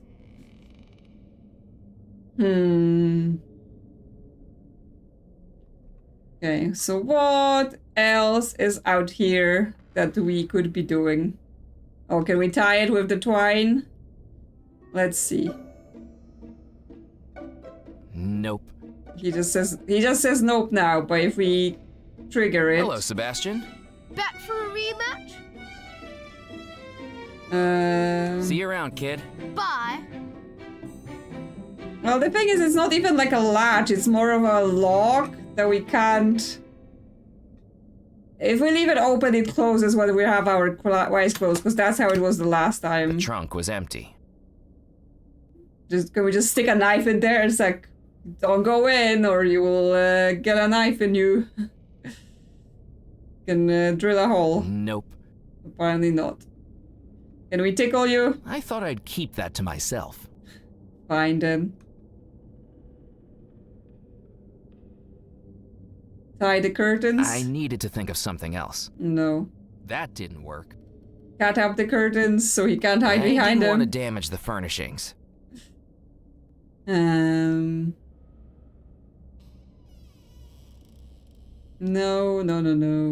He doesn't want to tie the curtains. He doesn't want to cut them up.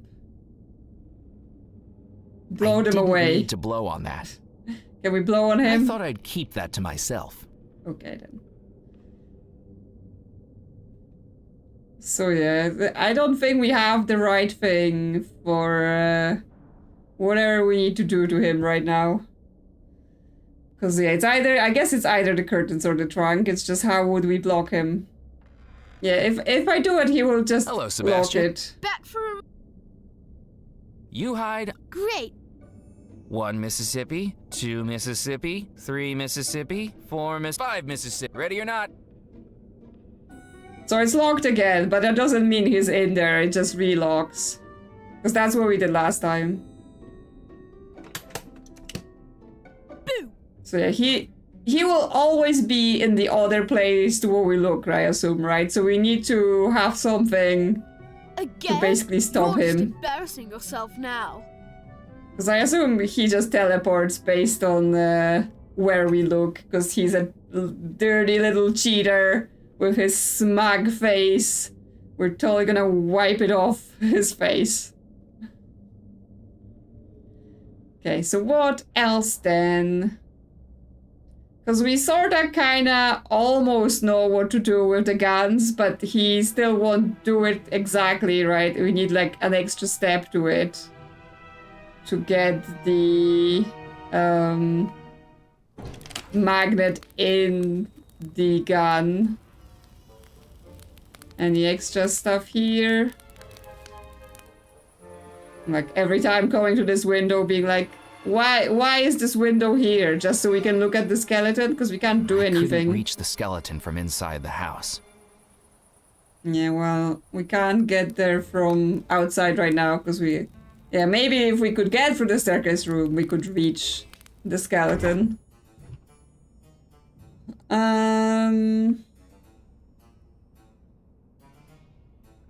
tie up the chest after we start hide and seek. But then he's already hidden. I was saying he's teleporting while we're looking for him.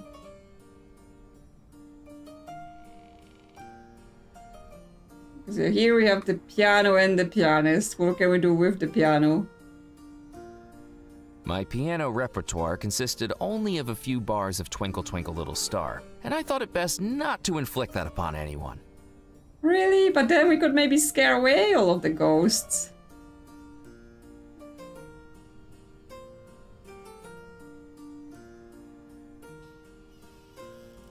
Okay, I have everything I need to beat the hide and seek. Okay. Let's get in there then and let's try to use our brains. What can we do then? Can we use the magnet to, I don't know, lock the trunk somehow? Or do we do it after he's hidden? Hello, Sebastian. Back for... You hide. Great. 1 2 Mississippi, 3 4 Mississippi, 5 Mississippi. Ready or not? Okay, we could try to I couldn't do tie that. up the trunk or something like that. That wasn't going to work. Knives. I didn't need to cut that. Stab the I curtains. didn't want to damage the furnishings. We have the bellows. I didn't need... Like, could we get them in the trunk to hear whether it's moving or something? We got the screw jack as well. Nope. Could, like, prop it open. Just drill a hole. I didn't want to make a hole in that. But why not? Could be fun. Okay, can we tickle him behind the curtains? I didn't need to dust that. I didn't have time for housework. You have time to play hide and I didn't need seek. to dust that. Okay, so is it something we need to prepare before it happens? Boo! Yeah. Well, I mean, I tried while he was there and it didn't seem to want to do it. Too easy. I just... He said he didn't want to blow on that. I didn't need to blow on that. That wasn't going to work. Right, that isn't going to work. That didn't work. Nor is the... We stole that screw jack so long ago and it's still not... I needed to think of something else. The thing. Nope. Not the pliers. Knives! I didn't need to cut Just that. like, listen kid, I'll cut ya. I couldn't do that. We don't want shinies. I couldn't do that. Scissors. I didn't need to cut that. Cut it up. Huh. Can we cut up the painting? I didn't need to cut that. Stick it in there so he's scared. It's like, there isn't anything much else that's here that's interactable, right? Like, we just got ceiling bits and curtains. There was nothing behind the curtains. Okay, nothing behind the curtains right now. There was nothing. Yeah, I will take a vague hint. I couldn't do that. Like, am I doing something before he hides, after he hides? Am I tampering with one of the things? Yes, like, why can't we mess with anything? Why does he care about destroying the curtains, right? Surely the ghosts, what do they care? They're not gonna need them. They're ghosts. 'Cause yeah, like, can I tickle your nose? Supposedly I didn't think he'd not. be interested in that. Why not? It tickles. How would I... Oh, like, I use a twine on him? But then, surely he can see me That could doing work, this. But I needed to make sure the boy couldn't see me do it.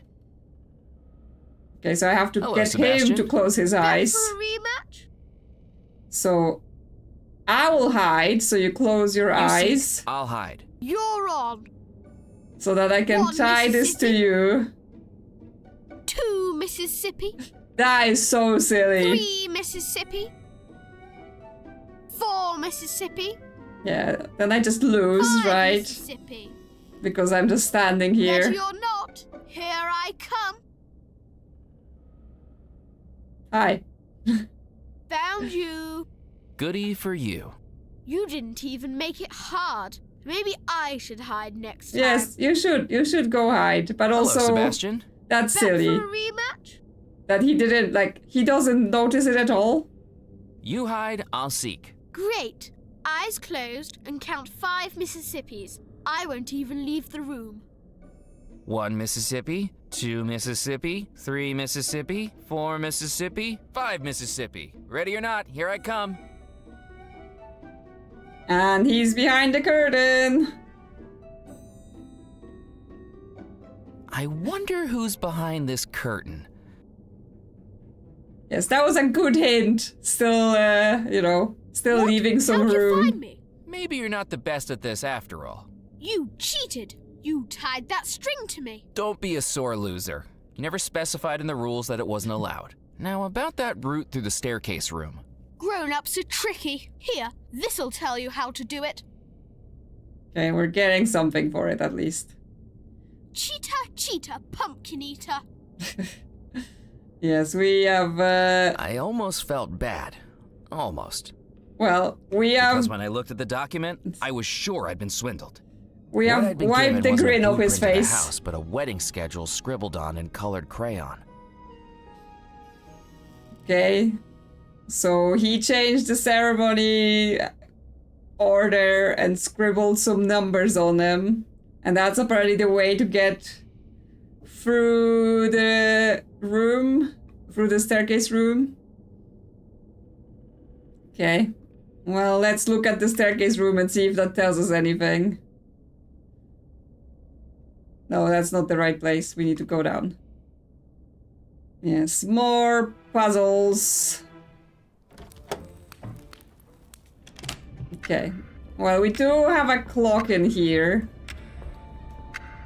Is this something to do with, like, the arrangement of the doors? Because it's different colors. So, like, different things are connected. And then, one is not connected to anything. Colors on the floor, okay. So, yeah, we have blue carpet, red carpet, kind of turquoise carpet, no carpet. Okay, so what? 4, 7, something. It was a wedding schedule for this evening. So we go for the dark blue carpet and we ended up on the red carpet that goes from 11 to 8 for some reason. But then what? Does this The clock... clock was too far away to reach. All I could do was watch. Yes, I was thinking that is it like a thing where we need to be going in at the right time? So, like, do we have to enter this bottom door at 8 or something like that?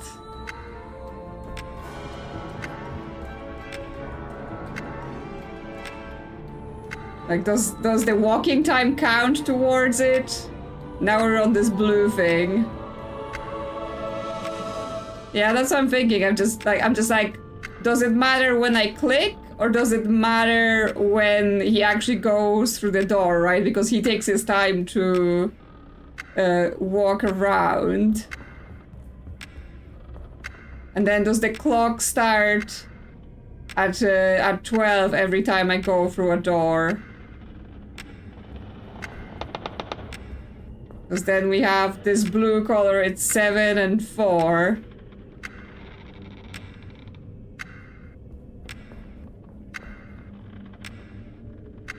It's like, well, we go in at 7.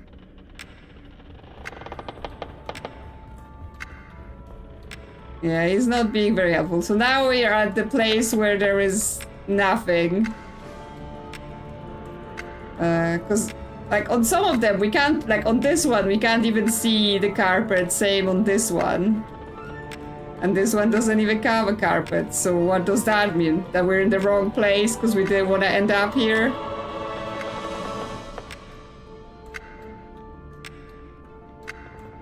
Yes, now we're on the upside down place. How would we even know what it's doing?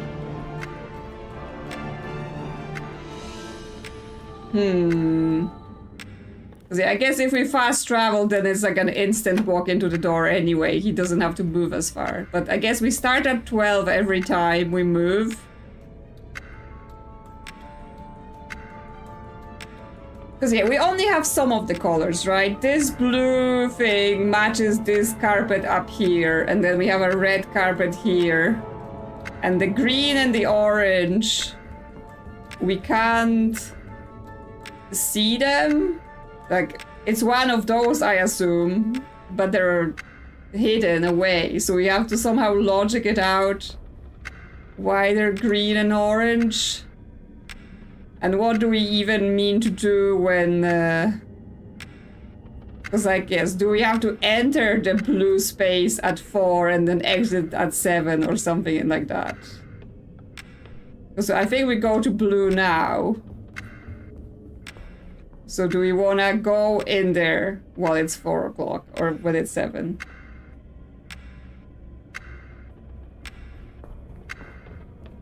The tops of the door, yes. Each top of the door are different. There might be sequential.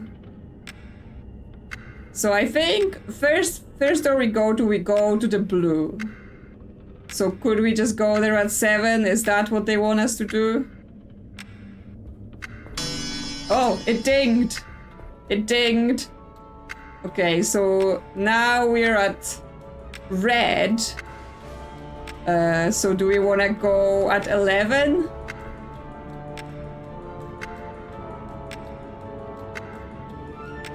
Okay, but that didn't ding. Now we're on this turquoise carpet.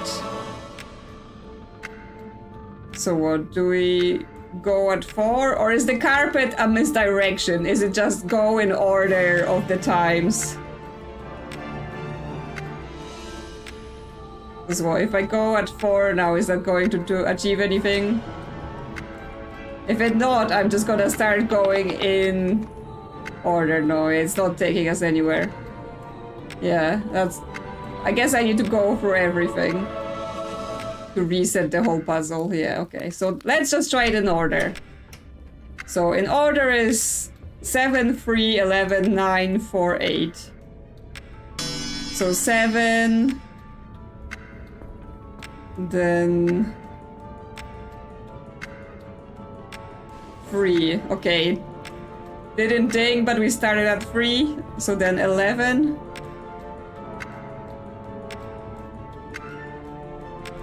And then it was like 9, 4, 8.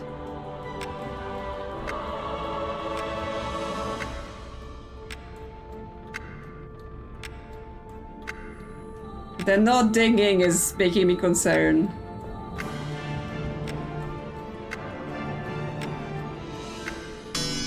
Okay.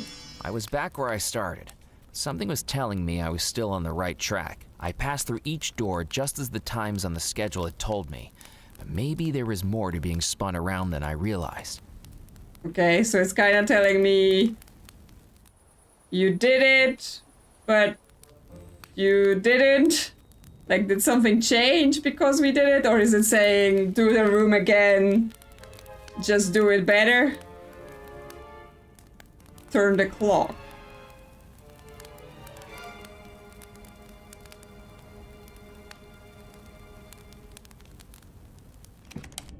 I'm not sure I understand what you mean. Act as if it was rotated. Oh, if we're upside down, then the clock is upside down. Oh my gosh. Okay, so it's 7, 3, 11, 9, 4, 8. Let me just copy that to paper so I don't have to open this. 7, 3, 11, 9, 4, 8. Oh my gosh. But then that means here we go in at 7. Then we're gonna end up here. So for that to be, so we're actually gonna be going in at 6. Then we're gonna, I don't actually remember where we end up after this, but yes, let's start with going here at 7. And then we go, oh no, we end up here. So if it's facing this way, we should be going in at 12. Oh yes, that's working. Okay, so for this one, we should be going in at 2 o'clock.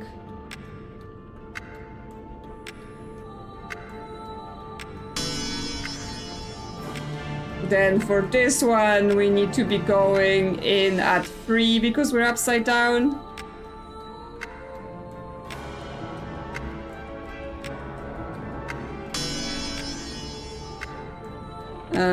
Then we're upside down again. So we want to be going in at 2? Now I'm like, no, we're gonna be going at 10? No, I've messed it up. I was like, let's rush. Oh no, I didn't press the door correctly.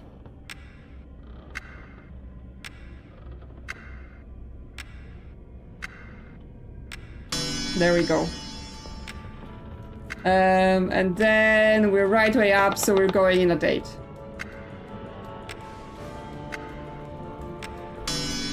There we go. My head still spinning, I passed through the final door of the staircase room with the realization that I'd followed the final steps of a dead man. Oh, and that gets us to him. Okay, well, he's got the ring. Look who's here. I'd never been in love, yet seeing the drastic measures the sailor had resorted to, I felt his pain all too viscerally. The happiest day of his life became the day his true love rejected him. It must have broken him. She's here. She's here to look at the skeletons. Yeah. You just love skeletons. Well, we want the ring he's holding. I'm not sure if we want his bones.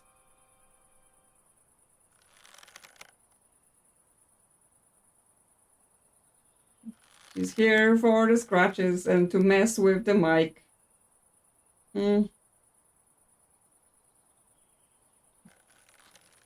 Yes, mic messer-upper on duty.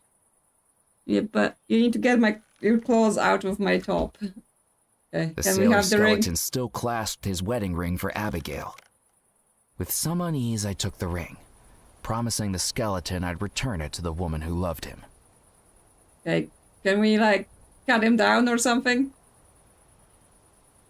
I didn't need to cut that. Apparently we don't need to cut him down. didn't. Fine, I guess we just leave him there then. And that's it? That's all we get here? Okay, but that gives us the ring, which means we can give it to her. Put it on her dressing table. There you go. Here's your Placed ring. the ring on the dresser. There were 2 items left. Yes, the cake and the veil, which means for the cake, I assume we have to solve the situation with the duel then, right? Because that's where the invitation is, and she will only give it to us if we sort this out. Yeah, the cake is poison, I'm telling you. Also, it's 30 years old. Keep walking. I don't have time to waste on you. Yeah, but do you want to eat poisonous 30-year-old cake? Is that what you want in your life? Hello. Beat it, bud. They don't want to talk to us. Good evening, Miss LaRue. Why, hello again, Murphy. I heard you've been engaged before to Lula? Only a few times. What can I say? I'm just unlucky when it comes to love. Who was your first fiancé?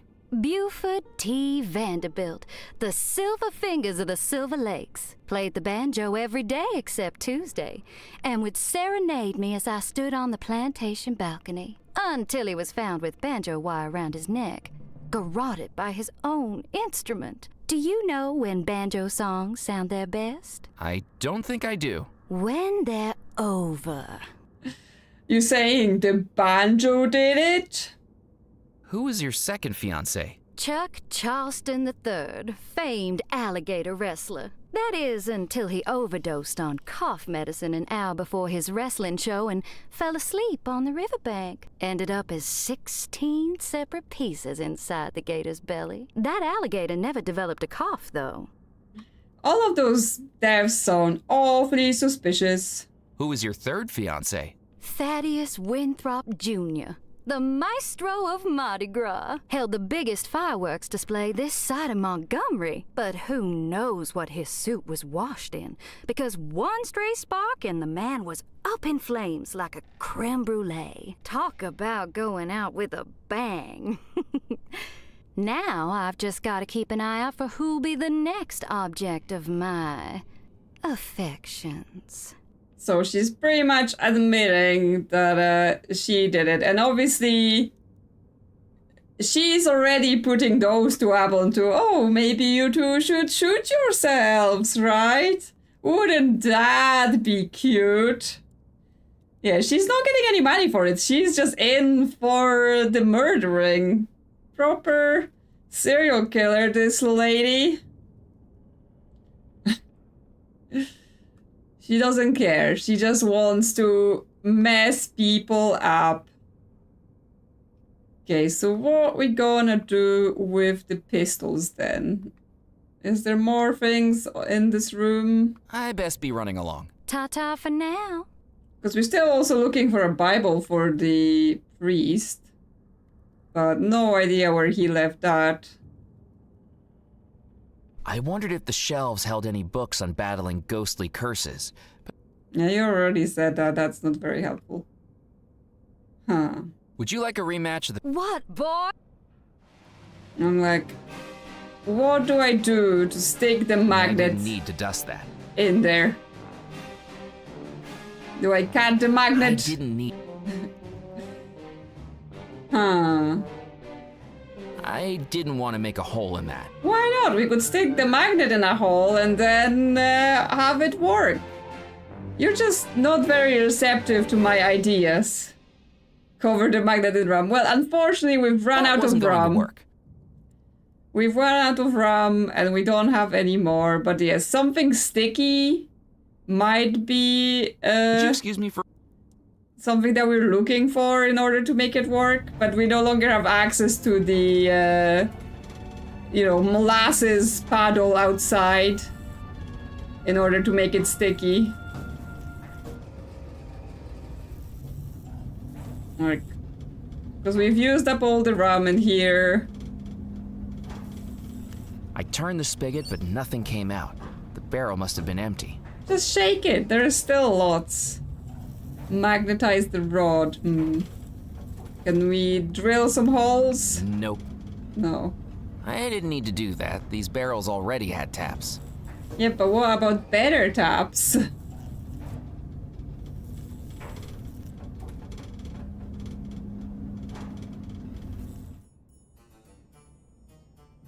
Okay, well, let's see if we can magnet anything Would you like else. What, a boy? Magnetize the rod? Stealthily, apparently. I took the button magnet from my pocket and affixed it to the end of because the then we can ramrod. With remove its small the size, it could barely bullets. be spotted. Because then when we load them up, we One at will a time, I remove poured the the powder shots. I then dropped the shot into each muzzle. And then we remove the shot. Finally, I patted the contents down with the ramrod. When the ramrod emerged, the magnet I'd attached brought the shot with it. Yep. With the prestidigitation of a magician, I dropped it discreetly back into the shot tub. To anyone else, the pistols appeared to be properly loaded. Yes, no Remember, one's seen us boys, do it. If you miss, you're not the man for me. Well, if they both miss, then we get the invitation, right? Because she has no one to go with. You missed too? You both missed. Are you sure the pistol's fired? I don't see any bullet holes. The pistols must not have been loaded properly. Come on, Murphy, this is important. We're not playing games here. My mistake. I'll load them correctly next time. Okay, It seemed so that without bullet holes, my sabotage wasn't going to work. Well, I have a hole-making device. Can I make some holes in the carvings and then... Inspired by the pistol duel, a plan began to form in my head. With 2 wooden carvings on either side of the room, I could bore a rough hole in each of them. My, look at the carving. All wooden and carved and wooden. Yes, just don't pay any attention to us making those holes here. And, you know, drawing your attention to the carvings. Certainly are some of the most carved pieces of wood I've ever had the privilege of seeing. Yep, just making some holes. Don't mind me. When I was finished, they looked passably like bullet holes. Not at all, but okay. Let's go through this all again. What, boys? Let's load them up. One at a... Yes, he has to poetically describe everything he's doing in his life. Finally. Remember, boys, if you miss, you're not the man for me. And... Fire! I'm not hit. Well, neither am I. You both missed. Are you sure the pistol's fired? Look, there's a bullet hole in the carving. And in the carving over there. That I was suspiciously standing next to Russ before this. Looks like you both did. Then who's going to accompany Miss LaRue? Me! I think the lady's words were, if you miss, you're not the man for me. But we both missed. He's right. If you're both losers, I can't take either of you to the wedding. I'm not dating a man that can't shoot straight. Okay then. Tallulah, we can talk about this. Give us another chance. I'm sorry. My mind is made up. Here, Murphy. You can have this. I won't be needing it anymore. Time to steal some cake. Yeah, she's single. Run away. Otherwise, you may have a nasty accident. The Bellemore family cordially invite you and 1 guest to attend the union of Miss Abigail Bellemore and her betrothed to take place on the evening of All Hallows Eve, 1899, at the stately Bellemore Manor on the Devil's Rock, Louisiana. Please bring this invitation with you for a spirited evening of dancing and merriment in celebration of the eternal soulmates. Yours sincerely, the Bellemore family. Okay, to the ballroom we go. Steal the cake. Hello, lady. I have an invitation. Look. You know, it's funny. I completely forgot I had the invitation on me the whole time. It's these vest pockets. They're much bigger than they look. Seriously, you wouldn't believe the number of things I've been carrying around with me tonight. Yep. You have an invitation? I'm not really dressed for a wedding. It'd be rude not to show my face. Are you absolutely sure about that? I'm sure our guests could survive without beholding the sight of your singular visage. You see, as the housekeeper, it is my job to ensure that only guests of the highest class are in attendance. How kind of you to think so doubt highly my of me. class? Look, just don't try burping the alphabet or announcing when you're going to the lavatory. Oh, excuse me, miss. I need the toilet. Yeah, we're very high class. We're the tax collectors. So can I just take this knife and It was cut too the far away cake? to cut a slice. Oh, okay. Can't just go and start cutting. So where can I go? On the mezzanine? Walking around the upstairs mezzanine, I found myself in a small balcony overlooking the dance floor, where a tabletop of placards had been set out. At the side, a board marked dance steps looked like it would hold the placards in a chosen order, directing the dance below. All I had to do was set it up, then ring the bell. Do I have to remember the dance they did when we first walk in here? They were too far away to talk to. Okay, so what? Do I just set up a dance? And see what happens? Maybe there will be some clues. There was already a card in that slot. We'll see what happens.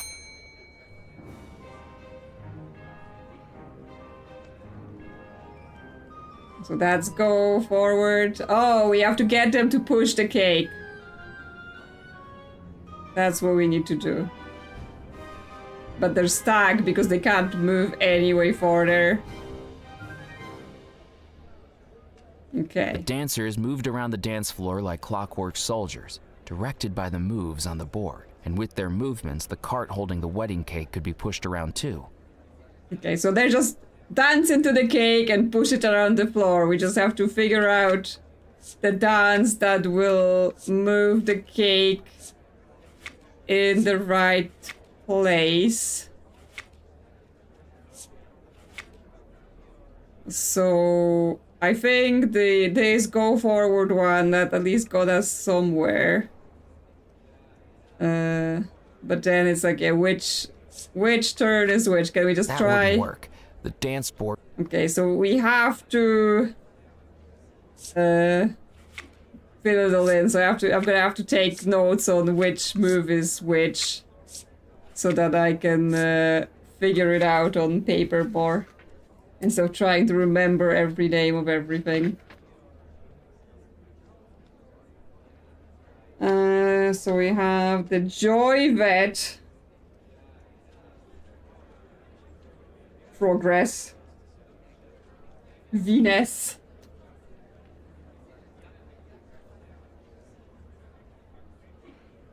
Yeah, maybe. I'm just trying to like get a feel for what we're even doing here.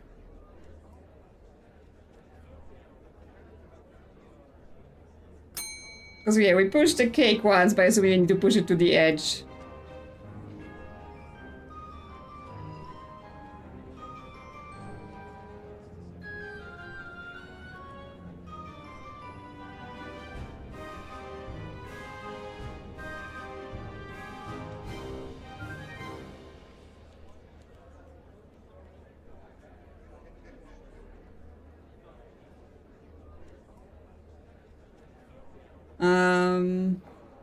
I mean, carousel just feels like they would spin in place, but what do I know?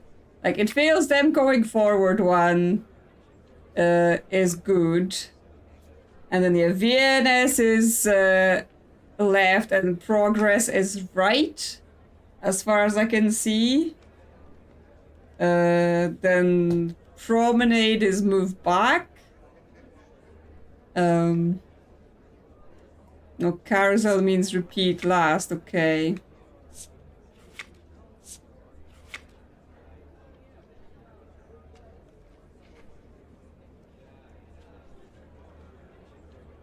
Okay, so with that in mind, we want them to move forward, right?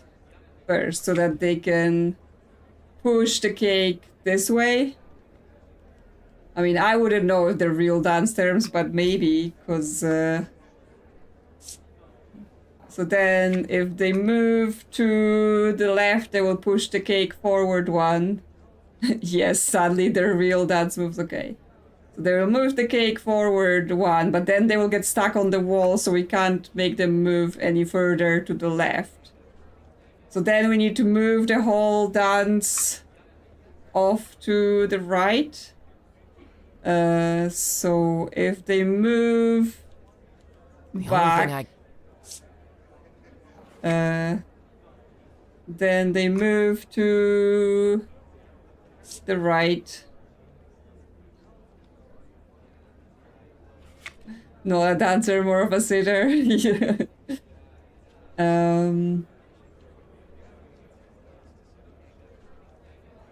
No, I think they need to move back, then move that way twice, then move forward, then move that way, and then move that way, maybe? We'll see. Okay, forward to this side, back, this way, then repeat that, forward, and then push the cake off, yeah? There we go! What a beautiful dance of cake delivery. Heading down from the mezzanine, I saw what I was after. The cake cart had been pushed off the dance floor and into reach. That's not what I meant to do. I'm pretty sure pushing the cake is not a valid dance move. But anyway, let's cut. I'm sure the housekeeper... While Mrs. Craddock rubbed her temples, I had a moment of opportunity. I knew I wasn't supposed to cut the cake if I wasn't the groom, but these were unusual circumstances. The housekeeper is not gonna be very pleased with us. Okay, we've got the cake. Let's run away before she notices that we've stolen it. Did you just touch the wedding cake? No. Certainly not. I was just admiring it. I should hope so. If I catch you with so much as a crumb on your fingers, you will be in serious trouble. It was the child. The child did it. The cake is also a ghost. That's why we were able to keep it pristine. Here's your cake. I placed the wedding cake on the dresser. There was just one item left. Yes, where do we get the veil? It was a bridal veil made of delicate, intricately woven lace.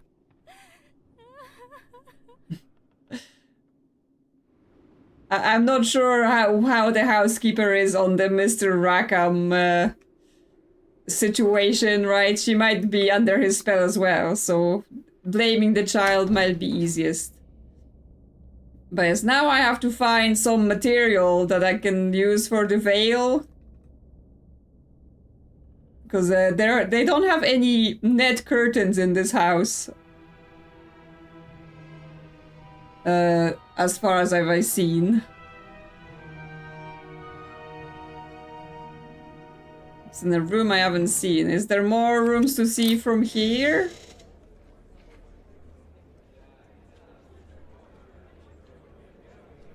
Because I think it's just the mezzanine. Yeah, okay. So we don't care about the mezzanine. And I assume we can't go on the dance floor to mingle with the guests. The dancers were too far away to talk to. Okay. Well, yeah, we still need to get the Bible for the priest, right? Like, that's still something we haven't done, but I have not seen any Bibles. And there's something going on with this fireplace, where he said it was, like, drafty or something, but, I didn't need to dust that. I'm not sure, like... I didn't...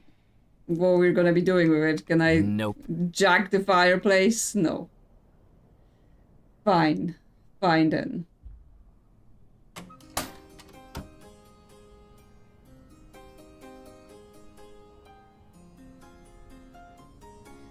Yeah, there was the tower, the bellows on the fireplace. We can try the bellows, but I'm not sure he needs to blow on that. I didn't need to blow on that.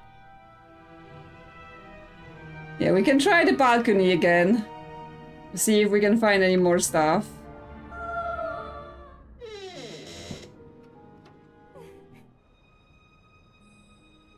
Because he was saying the things were slippy. And that's why he couldn't go up. Right? From down on the balcony, the drain pipe was unreachable. Because yeah, there's like a hole here in the railing. But he was like, oh, it's too slippy, and then there's this ladder, but he won't go that far. Like this, it ends here, we can't go further than this. He's like, nah, I'm scared. Can we use the feather duster to do this? I didn't have time for housework. Don't have time for housework. I definitely didn't have the natural balance needed to walk across the cable unaided. Huh. Okay, we need to find some items then. Something to help us out with this. So it would have to be some sort of long stick or something like that. We don't have any long sticks because our fire poker... Can we get our fire poker back? Not sure how good... I wondered if there... He wonders if something useful in the library. Okay. Let's go to the library then if he wonders.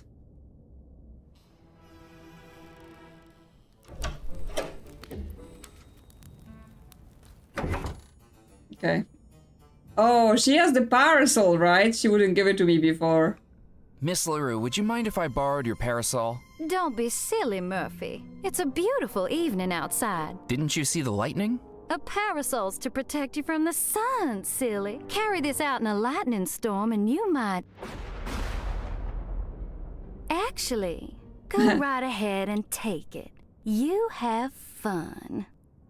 Okay. The glint in her eye sent a shiver through me. Oh, she hopes we're gonna get hit by lightning. That's why she's like, oh yeah, please go ahead. Looking forward to it, my dear boy. Well done. Oh, now I see it. Check out this picture over here of a person going on a rope with a parasol. Clues.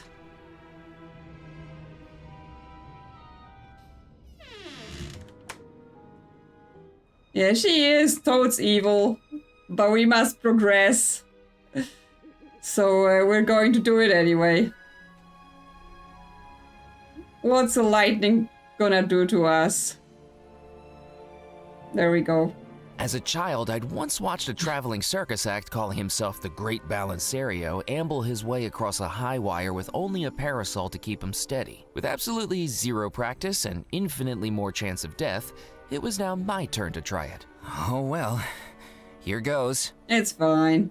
What's the worst that's gonna happen? We're just gonna turn into a ghost like everyone else. You better do a really good dainty walk. He's doing it. Yeah, don't do it. But he's doing it. Whoa. Ah! Whoa. Balance.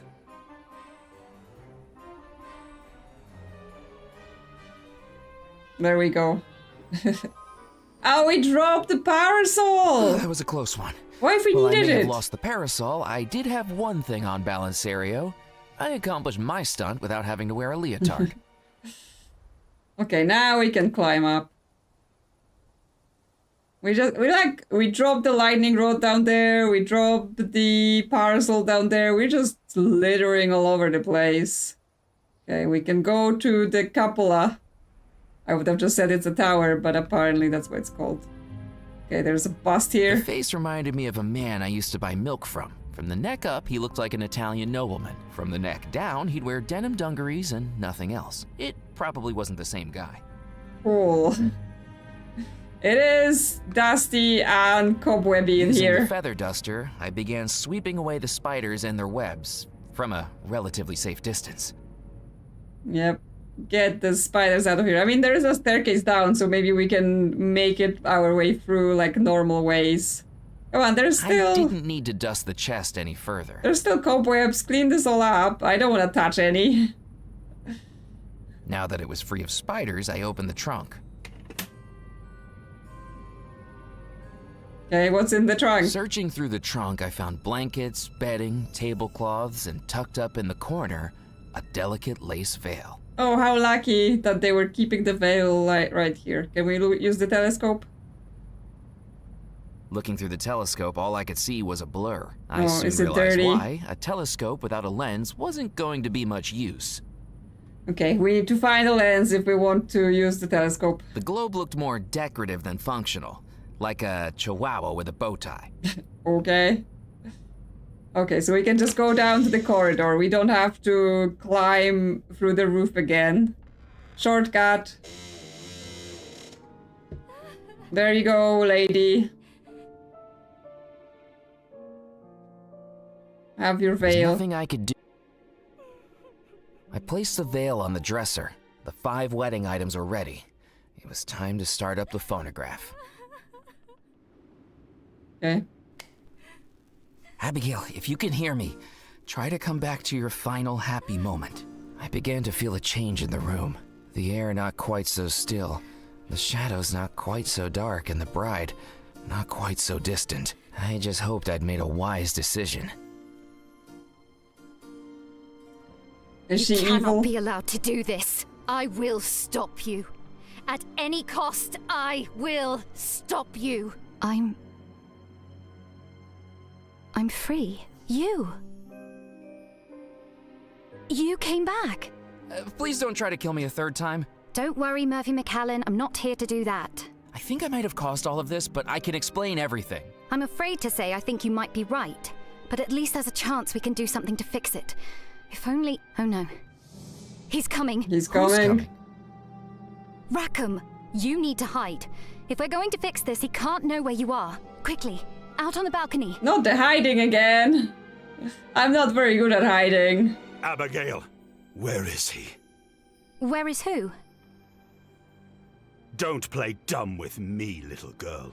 I know about your little game on the riverboat. I know that you've brought that mortal into the house. Where is he? You know, I haven't seen him. I know you're lying to me, Abigail, but it makes no matter. There's nothing any mortal can do to stop my plans. The wedding will take place tonight, and this time, you're going to say I do. I'll never marry you, Rackham. I'm afraid you won't have a choice. I've broken free of your spell before. I can do it again. I'm not so sure that's true. The love spell will take hold again, and every minute you spend broken out of it drains you more and more from ever breaking out of it again. Soon the spell will take hold of you forever, and then you will marry me. The Bellemore treasure will be mine. No. You had your chance, Abigail. You chose that nightmare, and after tonight, you'll never be able to leave it again.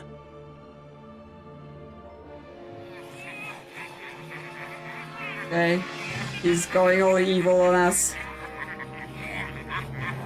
I mean, we've tried this before, and you know how it's gone with finding treasures in mansions. They're usually gone by the time we get there.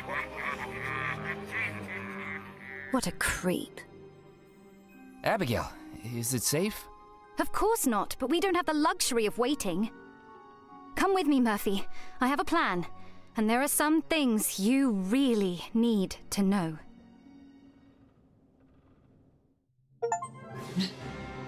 Okay, we've finished part 2, we're on to part 3, the skeleton keys. We're gonna be getting into the brothers' rooms based on this picture.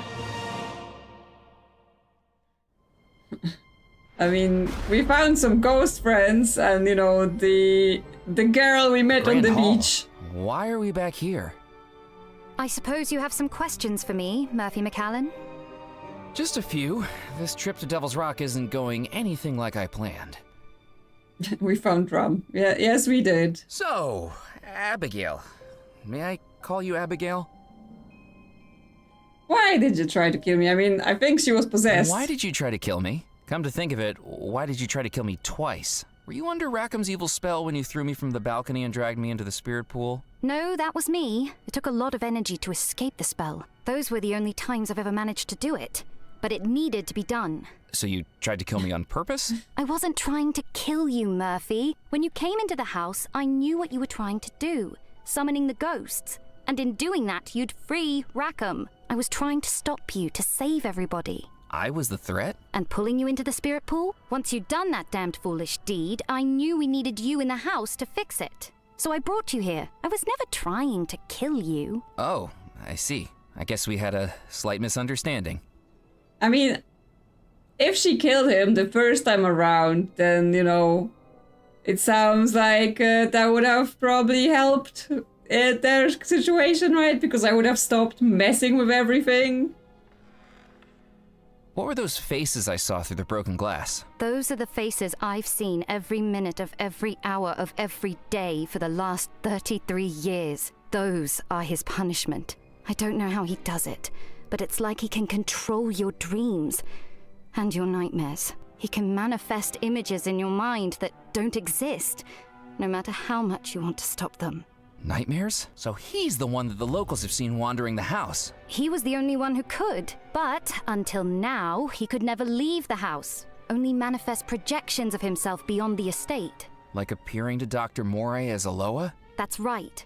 Rackham was never a lower, but he knew Moray would fall for it, hook, line, and sinker. And now look what it's led to. You're free now. You can stop Rackham. No, Murphy. Rackham's magic is strong. You may have broken the spell for now, but what he said was true. I don't know how long I can hold out before the curse takes hold of me again. But it will happen. I can already hear them laughing. Yep, they're laughing. But then it's like, what is he as a ghost going to do with the treasure, even if he finds it? What are we going to do? I have a plan, but I need you to carry it out for me. You need to finish what you started, Murphy. You need to find the treasure of Bellemore Manor. Rackham's looking for it too. You'll need to get there first. What's so important about the treasure? What do you think the treasure is, Murphy? $13 million? Unaccounted for and unclaimed? No, Murphy. The treasure is much more insidious than that. $13 million is just what my brothers spent trying to contain it. Listen carefully. I need you to know something. Do you want to know what the treasure of Bellemore Manor really is? Spooky. My brothers meant the world to me, and I missed them dearly every time they sailed away into the Caribbean. On one fateful voyage, they'd anchored in a lagoon to replenish supplies. There was a man there, so thin and weak he looked like a skeleton.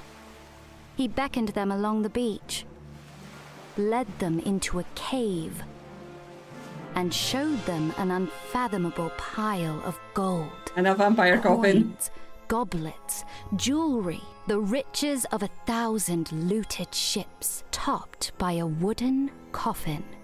That coffin held a treasure more valuable than the rest put together. The skeletal man saw a shell from the beach in the hand of my eldest brother and offered to make a trade, for he knew that the item within the coffin could not be given away. It could only be bought or traded or inherited. The deal done, my brothers loaded up their ship and set sail for the nearest port. But when the dockhands opened the coffin, they fled and refused to return. Inside was a black stone that seemed to glow green from within. The locals knew a legend of a terrifying pirate captain who wielded such a black stone, able to make any who resisted his demands collapse dead before him. But that had been 2 centuries ago. Surely the pirate captain should have been long dead. My brothers put so much into researching the stone, scouring the Caribbean, conducting scientific experiments, meeting experts of the occult.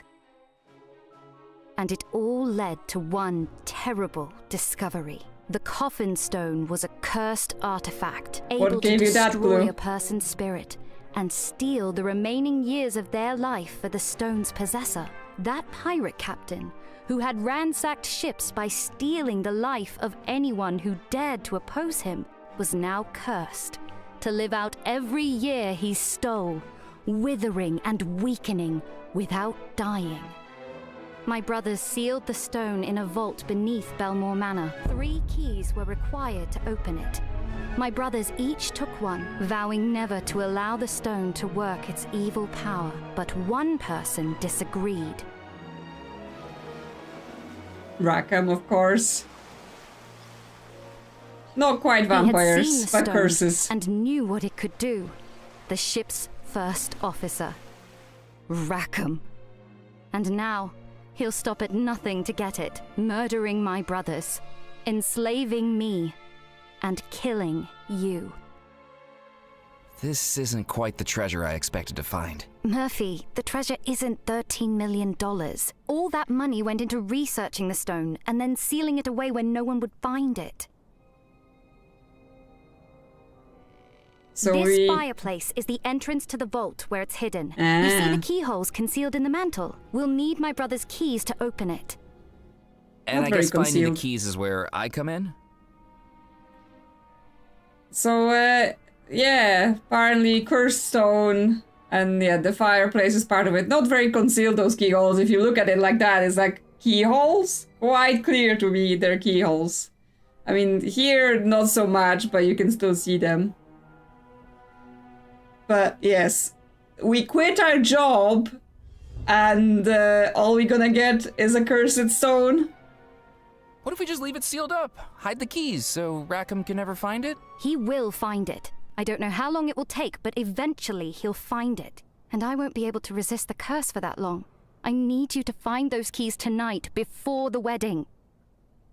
How do I even start looking for your brothers? You need to speak to Madame Planchette. She helped my brothers years ago, and now she might be able to help us, too. Who's Madame Planchette? An old friend of the family my brothers brought to our house to help them. Some people call her the Parlor Witch. Okay, another door opens. What will Rackham do if he gets control of the coffin stone? Rackham fears the judgment of death more than anything. The stone will allow him to return to flesh and blood and remain here in the mortal realm for as long as he keeps taking people's lives. He'll keep murdering people? Exactly. And it's easy to know his first targets. Once he has the stone, there's an entire household of lives right here, ready for him to steal, including yours and mine. He can steal life from ghosts? The explosion may have interrupted things, but the spirits here still hold the years of life they're owed. They may never be able to use them, but Rackham will. This house really needs its wiring looked into. Oh no. What's wrong? The spell. It's coming over me again. Listen, as much as it frightens me to say it, I think Rackham might be right. Everything I do is making it harder for me to resist the spell. I don't know if I'll be able to break out of it again. I need you to do this for me, Murphy. I will, just tell me what to do. Madame Planchette will be the first step of 3 journeys you'll need to undertake. 1 for each of my brothers, each finished only by reclaiming their key and placing it in this fireplace. I won't stop until I've done it, Abigail. I will beat Rackham to the treasure. For all our sakes, I hope you're right. Okay, we lost her. I was on my own again, baffled by the situation I'd gotten myself into. The $13 million, the whole reason I traveled to the island and then quit my job, was gone. I had every desire to wait until sunrise and get that taxi back off the island just like I'd planned. Free of magic, free of ghosts, and free of the very real possibility that I'd be joining them. But heck, plans change. And now there was someone I needed to see. Well, I mean, we can't leave anyway, right? They're not gonna release us. But yes, it's a very sad story. Excuse my intrusion. Abigail Bellemore told me to find you. She said you may be able to help me find her brothers. Murphy McCallan, come in, come in. Sit yourself down and let me introduce myself. I am Madame Planchette, psychic medium, soothsayer of the supernatural, forecaster of fortunes. And you're the one who caused all these troubles. Am I right? Things kinda got away from me. And now, we need to get them under control. Now, how precisely can I help you?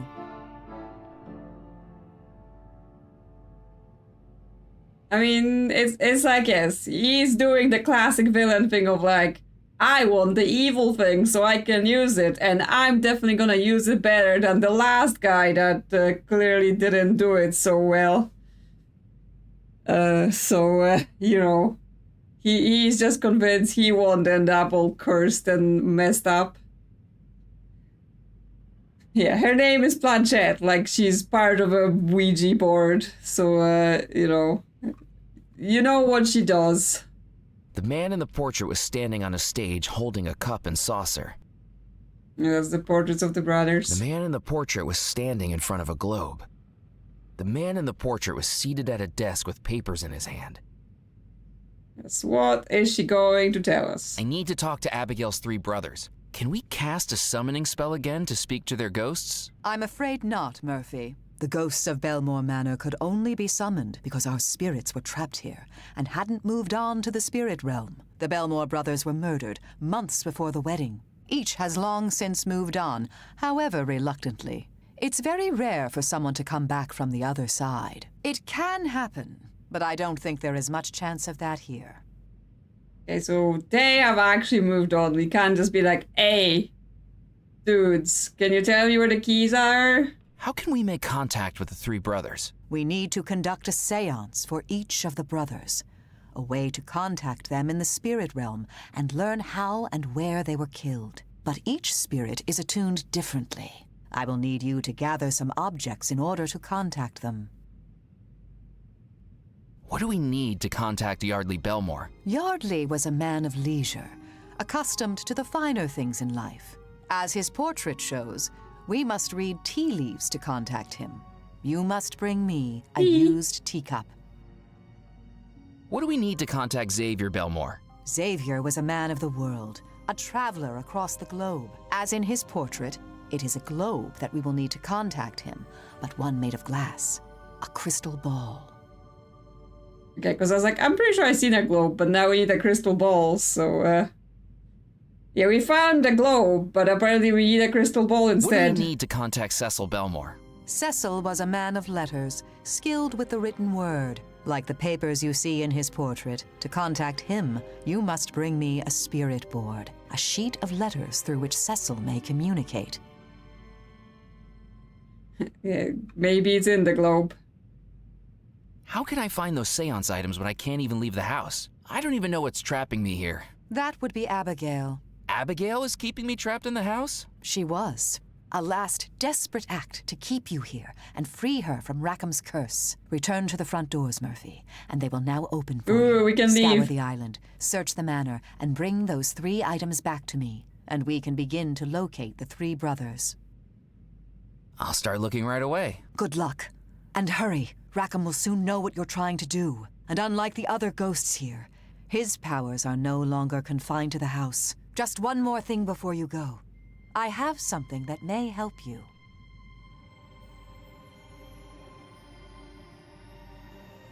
Oh, she's got the medallion.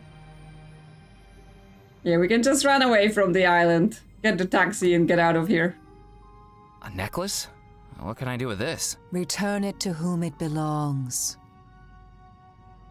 Now So go. the skeleton. You do not have much time, and yet the mysteries of our entire island await. It was time to test what Madame Planchette had told me, and see if I really could leave the house. Yep, there we go. It opens.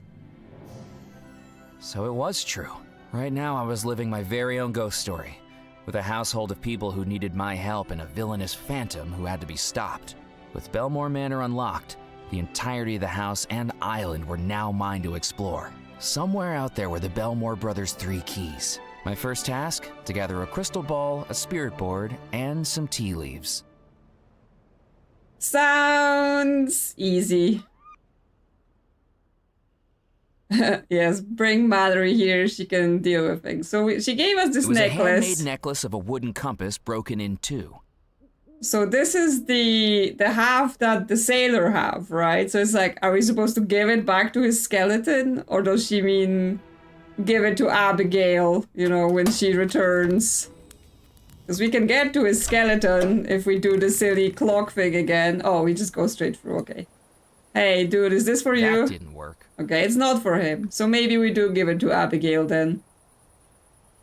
Because he don't want it anymore, he's dead. I guess maybe we have to give it to his spirit rather than his skeleton, since his spirit has left the place.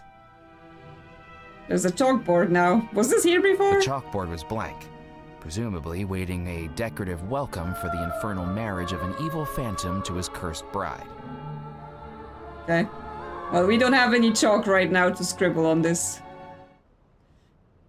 Well, now we have the whole map again to our disposal. And many places to go through, right? Because obviously we haven't yet done everything everywhere. Yeah, more chalk. But we took all of their chalk. You know, the club is so poor, they only had one tiny bit of chalk. Well, I guess we can go to the town and see what changed. Life continued on in Dead Nettle, its citizens oblivious to the supernatural struggle happening on the far side of the island. Even with their predilection for local legend, I doubted they'd believe me if I told them. Yes, we need tea. It is important. There is some guy now. Ferryman and his ferry. Hello, my name's Murphy McCallan. Hello, chum. Looking to hire a ferry? Maybe? Then come set sail with Crab Macready, when a ferry's really what you needy.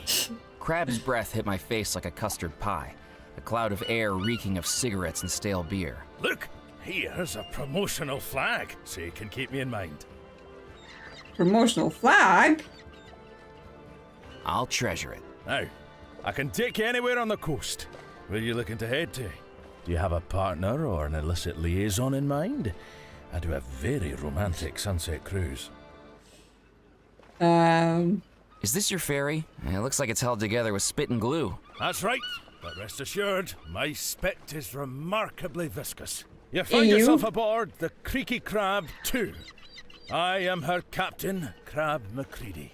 I get most of my business ferrying over to the mainland when the tide's covered up the causeway.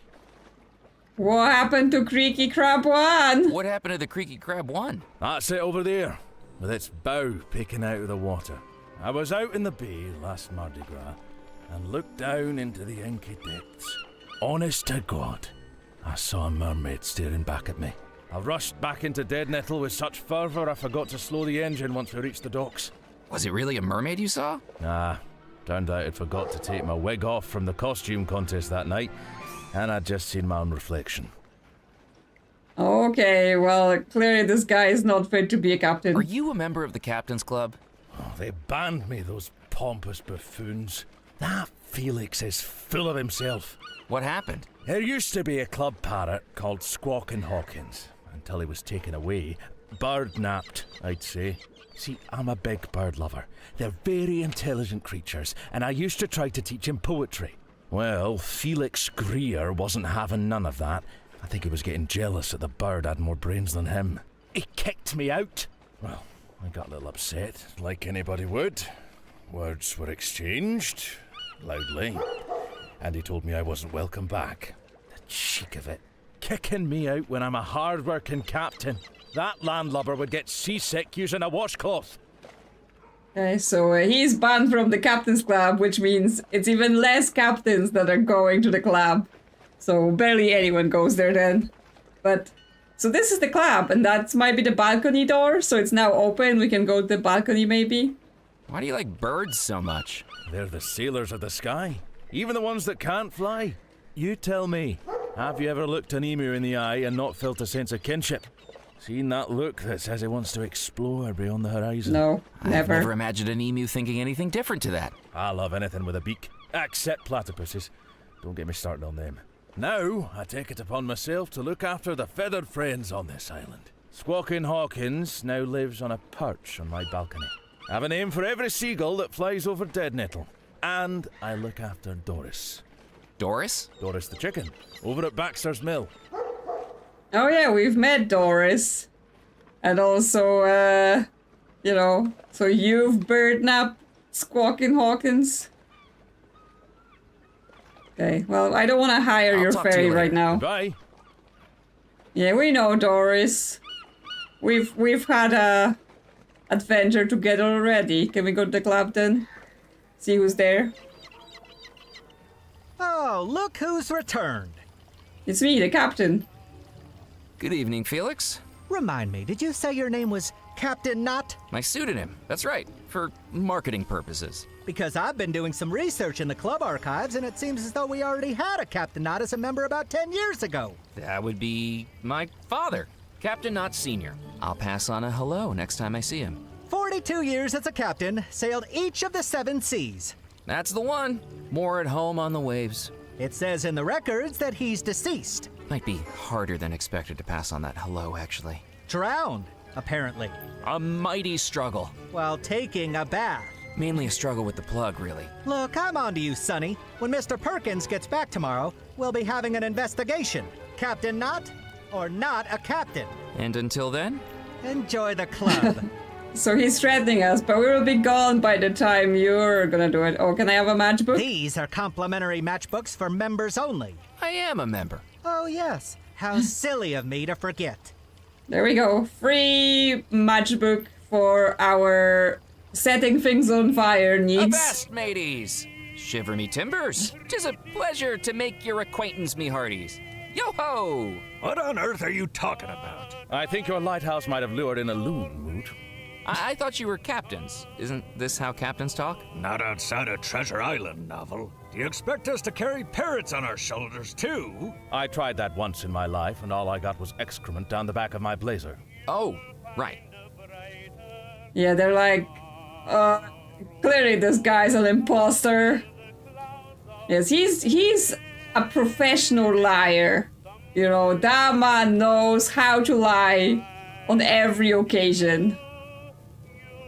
There's a globe here. Any crystal balls inside? While I was trapped on Devil's Rock, a map of the world wasn't going to be much use to me.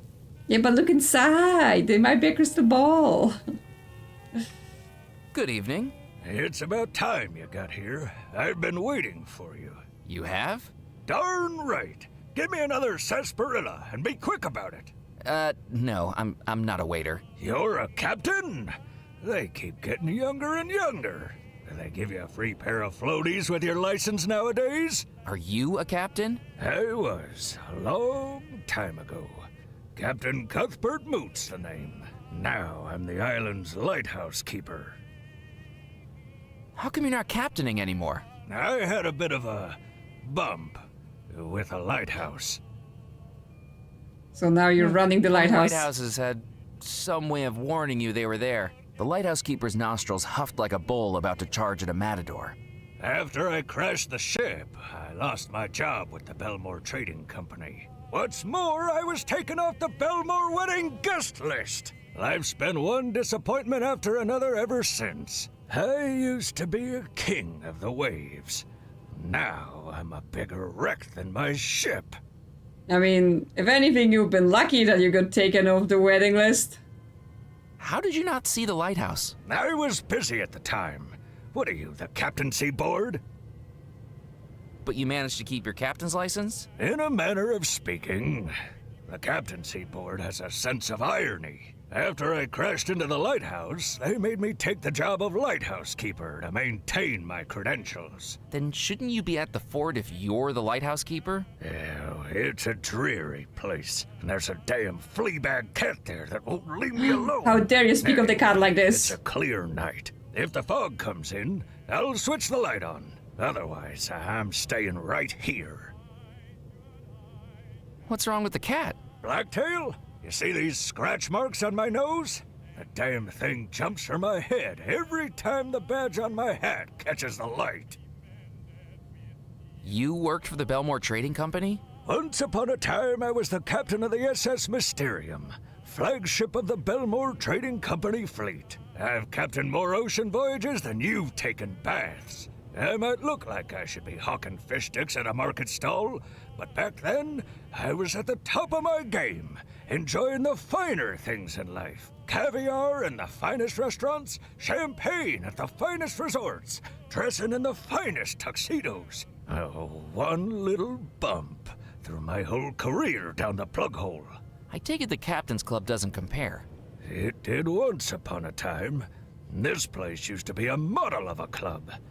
Now the only thing it'd be modeling would be a cardigan and a girdle. So you weren't invited to the Bellemore wedding? No, I was snubbed. Years of captaining their flagship, and then I get forgotten like a dirty sock. I tried to convince Mrs. Craddock to add me to the list, but she's got a heart colder than a penguin's behind. I was invited to the Bellemore wedding. What? You never told me that. You never asked. Yeah, not a direct invitation from the Bellemores, but I was invited as a +1. Who invited you? A little lady named Tallulah LaRue. Why didn't you go? Because she scared the hell out of me. Yeah, she would have killed ya. Yeah, I mean, yes, it references the cat liking shiny things, but yes, we already had to learn that because we had to use that to get the gunpowder from the cat as well. Isn't it lucky that you didn't go to the Bellemore wedding? Lucky? How by Neptune's beard could you call that lucky? Because the whole wedding disappeared. Their lives were stolen from them, their souls trapped in a tormented house for eternity. If you'd have been there, you'd have disappeared too. Oh, it just would have been nice to feel included, that's all. Yeah, he just wants to be part of it, even if that means eternal soul trap. Is there a way into the fort? Not without the key, and I'm the one in charge of that. Do you know the reason for the big walls, the sturdy gates, the barrels of gunpowder, and the big boomy cannons? To keep people out! But what if I really, really, really want to go inside? Can you turn on the lighthouse beacon? I don't know if you know how lighthouses work, but they only need to be lit up when visibility is low. As far as I can tell, it's a clear night, so until I see fog pouring through that window, I'm not doing a thing. Okay, we need to fog up the place to convince him to turn the lighthouse on. I better be off. So long. Okay, the cabinet is now open, so there's a shiny trophy in there. That trophy belongs to the club champion. And as I'm club champion, I'm telling you, hands off. Okay, we can't have it while he's watching. Good evening. My name's Murphy McCallan. Good evening, Captain McCallan. Captain Gifford Pemberley at your service. That's right, I expect you've heard of me.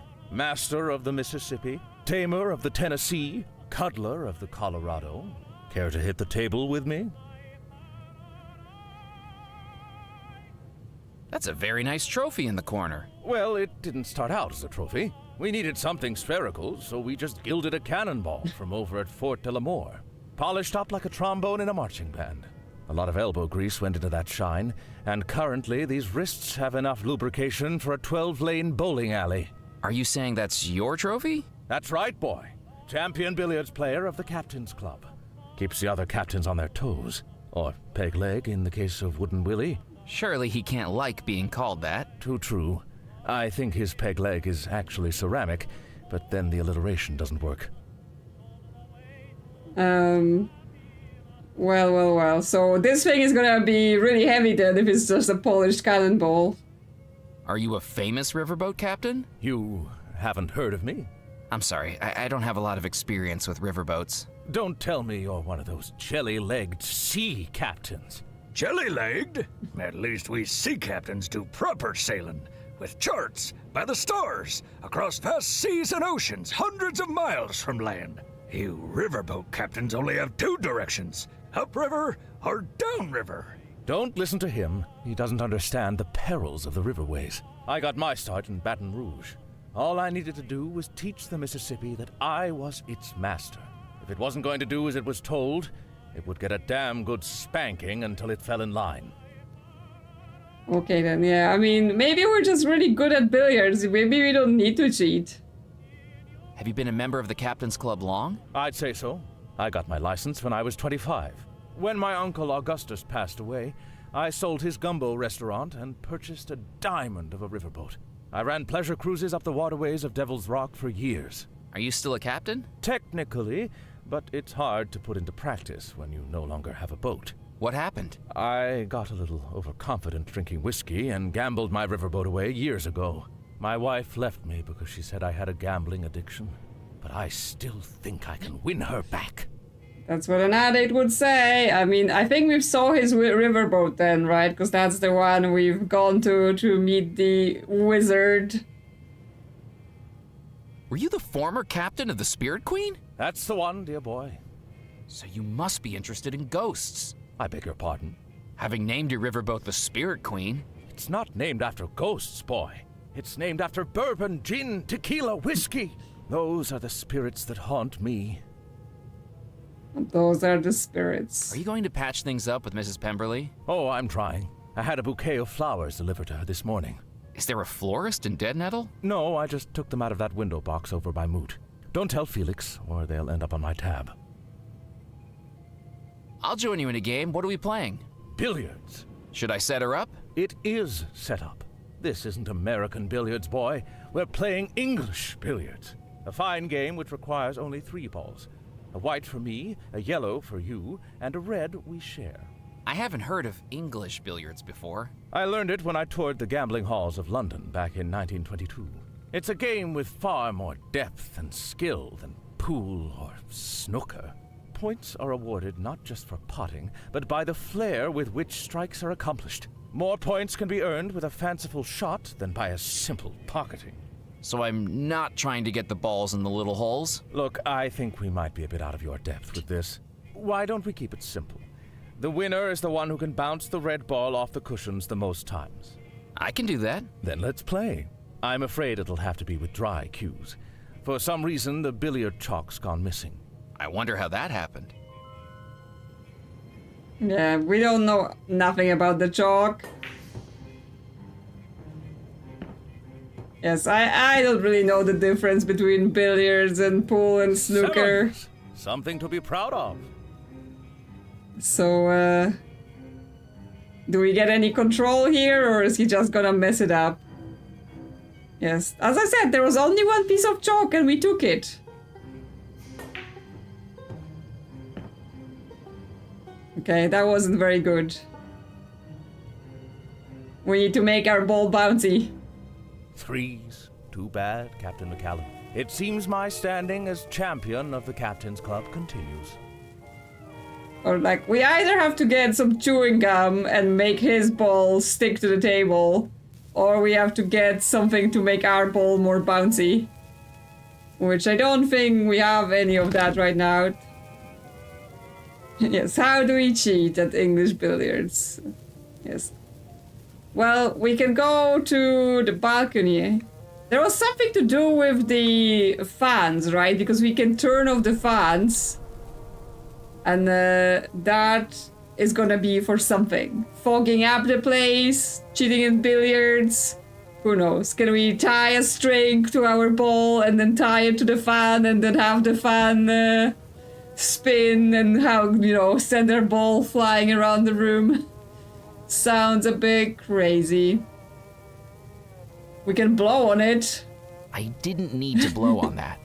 Okay, we don't need to blow on it. Let's see what's on the balcony then. There we go. Balcony. What's here? A fake doorway. Empty of flowers, I could see that the window box was securely attached to the club's masonry. Yes, okay, so we can start a fire in that box if we have stuff to put in there to burn, because that will make him think there's fog. If we do that and maybe turn off the fans, but we're gonna need some wooden boards or something. Okay. Well, we're just gathering things like we need to do this and we need to do that, but we need to then start gathering things we can do that with. Okay, well, let's see what else is about. What else we may have to deal with. This guy is still fishing and reading. Anything in the press office? Oh, what a piece of junk. So much as a nudge and the whole thing locks up. Work, damn you!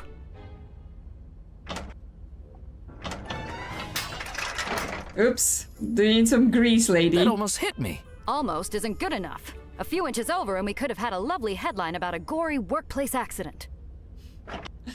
Wouldn't you like that, Mrs.? Okay, so her printing press is broken. What seems to be the problem? The till coil snapped off and almost had my eye out. Your eye? Can you believe it? I try to get a story that's fit to print and instead the printing press has a fit. Why can't I get one of those electric machines like they've got at the New Orleans Post? Yes, everyone's trying to kill us. Hands off, McCallan. This is delicate business. Okay, so do we get this spring that flew out the door? Where is it even? It's missing. He's got something with him now. Aren't you a sight for sore eyes? I didn't think I'd be seeing you again, Mac. I thought you'd be swimming back to the mainland. Or, well, swimming with the fishes. How's the auditing going? Well, I quit my job. You quit? I thought that was the whole reason you were here in the first place. Yeah, I thought so too. Why you doing this, Mac? Don't you have a family you need to get back to? Away from the ghost stories?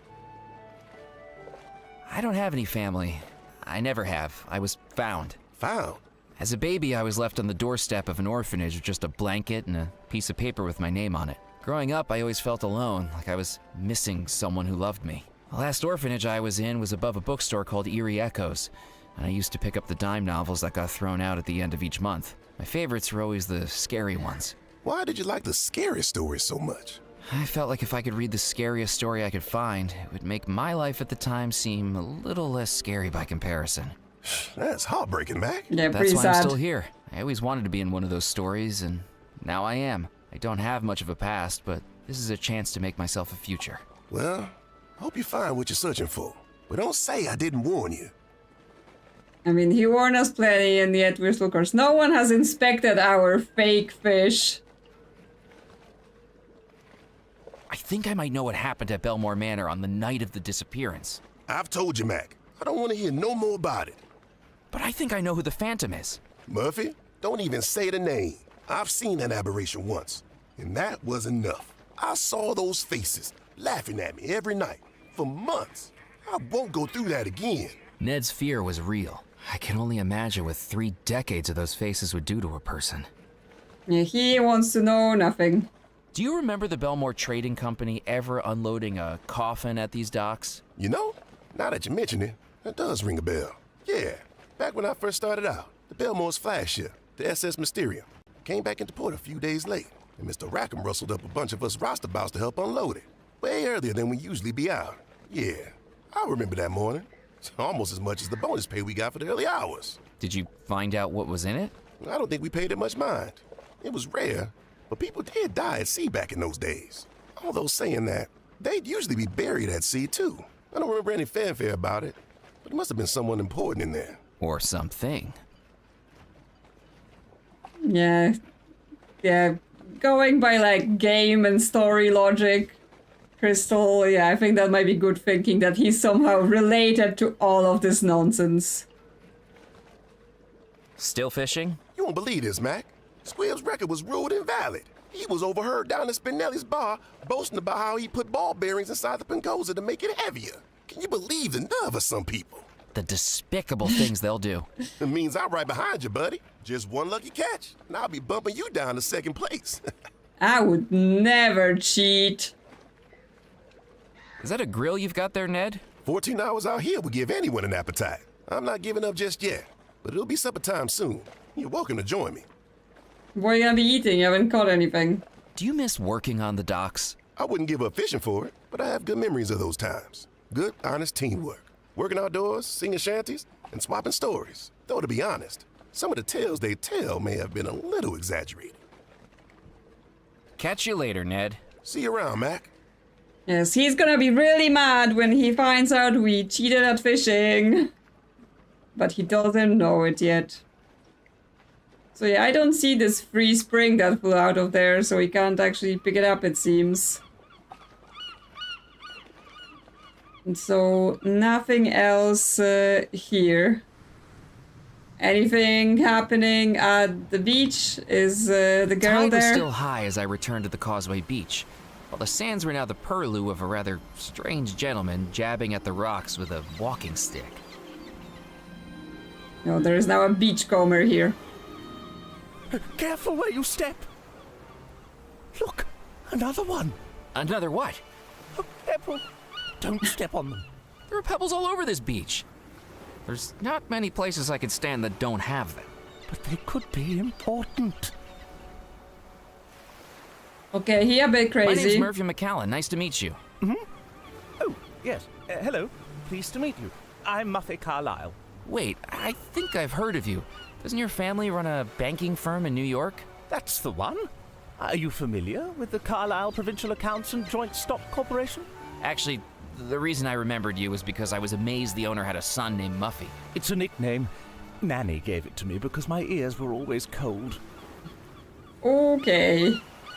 What's so important about the pebbles? It's not the pebbles themselves. It's what's inside them. What's inside the pebbles? Dinosaurs. Dinosaurs. I'm sorry. I think I'm missing something here. You think there are dinosaurs living inside the rocks? Not living. They're extinct. So I've been told. But skulls, bones, fossils. Oh, you're a fossil hunter? That's right. But this beach seems terrible for them. Well, I mean, why did you pick the beach, right? Like, sure, you should have done your research on some good places to find them. Why is this beach terrible for fossil hunting? Too many people wandering across here. The place has been picked dry. I need somewhere secluded. A beach no one ever goes to. Are you from around here? Do you know anywhere like that? I'm afraid I don't. Well, do let me know if you find anywhere. I'd pay a pretty penny to go somewhere with potential. Okay, so if we can find him a private beach, he will pay us. That's how we get money. Yes, we know at least one dinosaur. I mean, but then, aren't seagulls also dinosaurs? Have you found many fossils before? Only one. It was in our flower garden. At the summer house, actually. Fascinating. Where did you find it? In a plant pot. A plant pot? Shouldn't it have been in the ground? Yes. Nanny told me she planted it there for me to find. Couldn't stand the look of disappointment on my face. Oh, this was when you were a child. No, last week. Oh, so he's never actually found a fossil other than when Grandma planted one for him. Yeah, there was a fossil there. We might be able to plant one for him as well, but we would need money to purchase it, I think. Have you been out here long? Just a couple of hours. Rufus dropped me off just after supper. Dropped you off, but the causeway is flooded over. I didn't come via the causeway. I got here on the yacht. You have a boat? The Plucky Plesiosaur. I named it myself. Lucky plesiosaur. Do you work for your father's company too? That's right. I'm Executive Director of New Initiatives. And what exactly does that entail? Oh, I'm not entirely sure, to be honest. But Papa does say it requires me to be out of the office as much as humanly possible. Muffy, he tells me, if I have to see your face around here, I'll end up moving to Tibet and joining a monastery. So even if I'm not sure exactly what my job is, clearly it is very important. Yes, it's the classic rich people job of, give money to my child. Well, good luck with your search. I'll never give up. That's the dinosaur way. I think you need rich family to have his job. Can we steal his stuff? Yep. I picked up the vacuum flask from the portable table. Take it, he's not looking. He has a book with him as well. I glanced at the book's cover and was more than surprised to read the title, Dunstan the Dinosaur, above a drawing of a bulbous yellow triceratops walking on two legs and wearing a bowler hat. Well, that's not very scientific of you, mister. Okay, we have to find him a beach where he can look for dinosaurs and maybe give him a fossil. Okay, where else can we go? What up with the rum to St. running? Juniper's church. It was clear by the illuminated windows and the repetitive hum of a newly placed generator that the rum runners had made themselves at home. I mean, isn't that gonna attract attention if you're gonna have the lights on? We got a generator, can we mess with it? There is a fuse. I didn't need the fuse. I couldn't do anything with an empty socket. Without a second fuse installed, the dial refused to turn. Okay, so we need to bring a fuse to mess with them for whatever reason we're gonna be doing that. The sticker read, "Property of the Dead Nettle Police Department, not to be removed." Great, they stole this generator from the police department. They have no shame. Oh, he's digging something. A grave, I assume. Good evening, Edgar. Ah, blast it. Not again. I go all night as the only one in this cemetery with a pulse. Then here you are bringing me 2 steps closer to losing it. What do you want now? Just taking a look around. It's peaceful here. It was. Yeah, he's burying more people that he shouldn't be. What are you digging? I thought the cemetery could do with a swimming pool. Put out some deck chairs, maybe a tiki bar. What do you think I'm digging? Another grave. Who's this one for? Reginald Goff. He was the state executioner in the next parish over. How did he die? His last convict was a bit nervous about being executed by the electric chair. When Goff asked him if he had any final requests, the convict asked if he could hold his hand for support. Shocking. Then I've got Marigold McGee to deal with before I can clock off. That'll be a headache. Shocking. What's so difficult about Marigold McGee? She asked for her remains to be scattered across the island. That doesn't seem so bad. The problem is she didn't want to be cremated. Doesn't sound good. The ghost stories are real. Well, I don't want to hear them. I don't like to think about ghosts. Why not? Because they'd be bad for business. I have my work cut out here with the dead as it is. Imagine if they came back asking for a refund. Has the cemetery been here long? This cemetery is the whole reason Devil's Rock is populated. Back when the mainland was first settled, they used to ship off the bodies of undesirables to be buried here. The criminals and paupers. St. Juniper's Church up on the hill was one of the first structures here, along with the fort. So that's what this place became. A cemetery island. Lovely. A place where only Beelzebub himself would take the bodies that were interred in its soil. The Devil's Rock.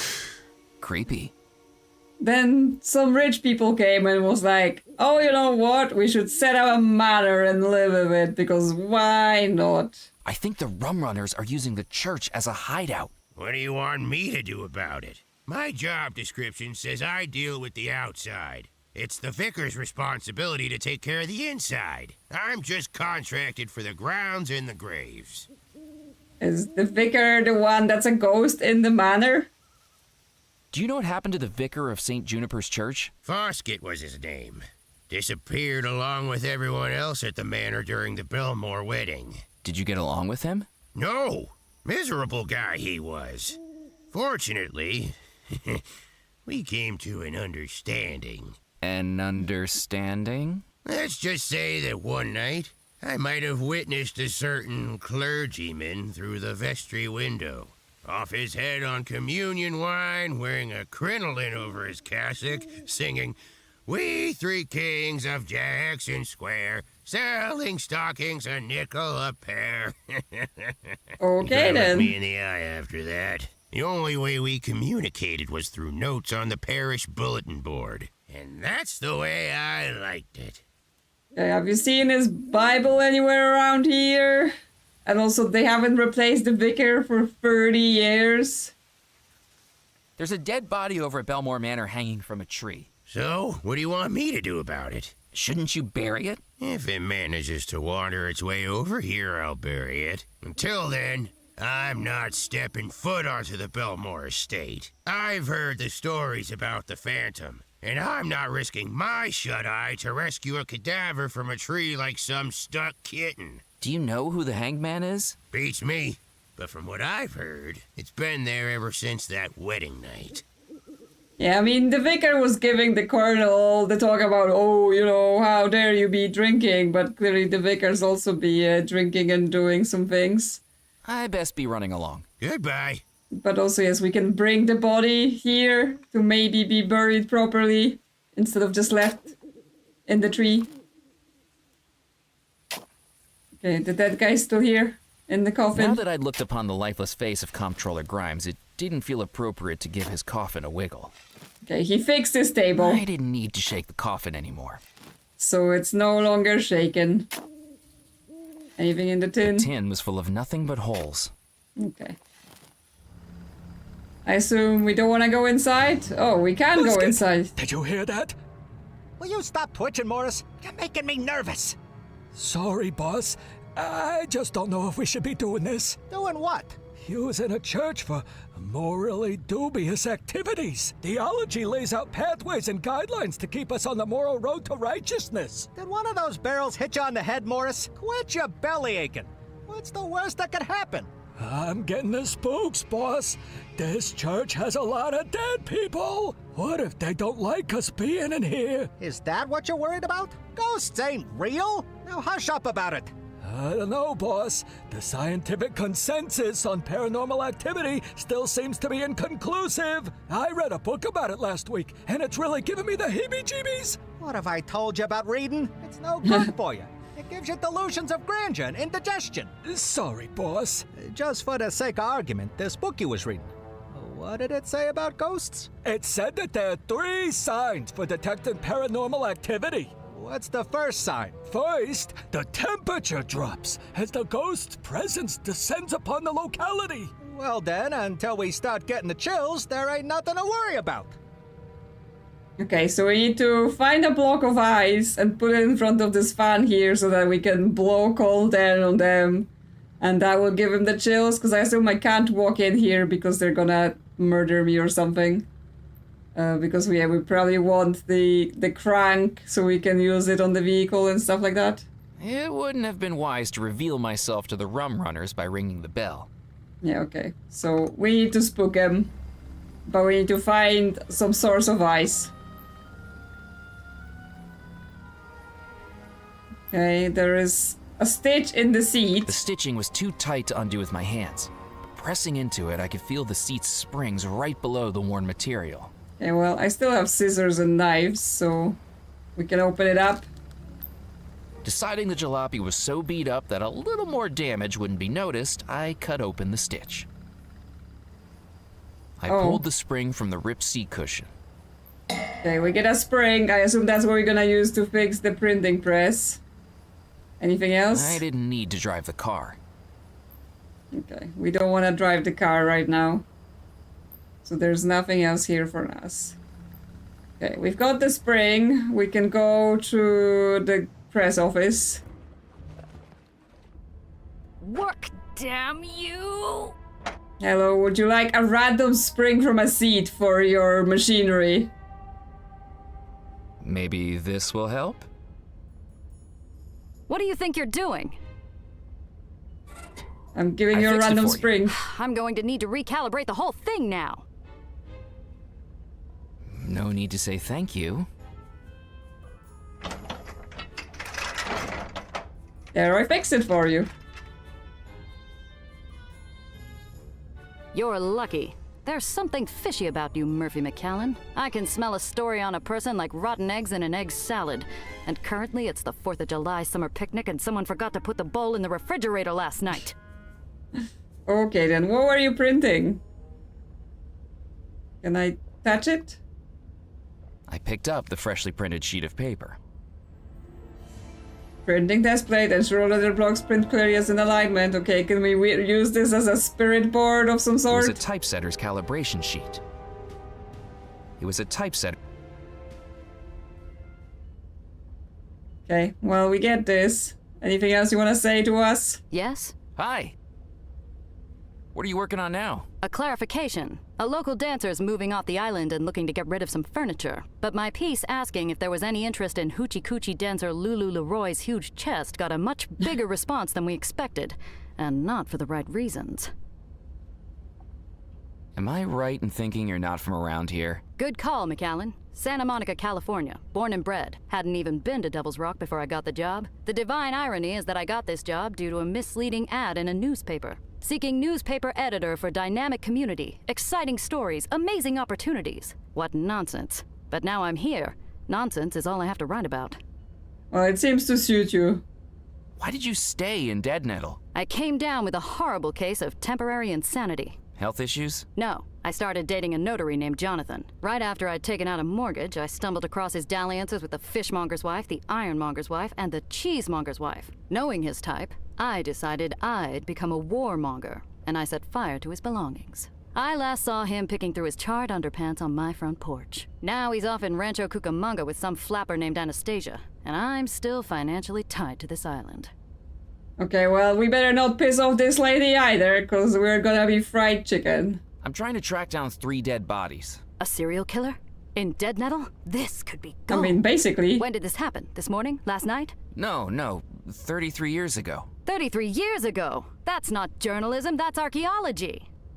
I mean, still a serial killer, basically. I think I better be going. My door's always open. I broke the hinge earlier. Yes, she did.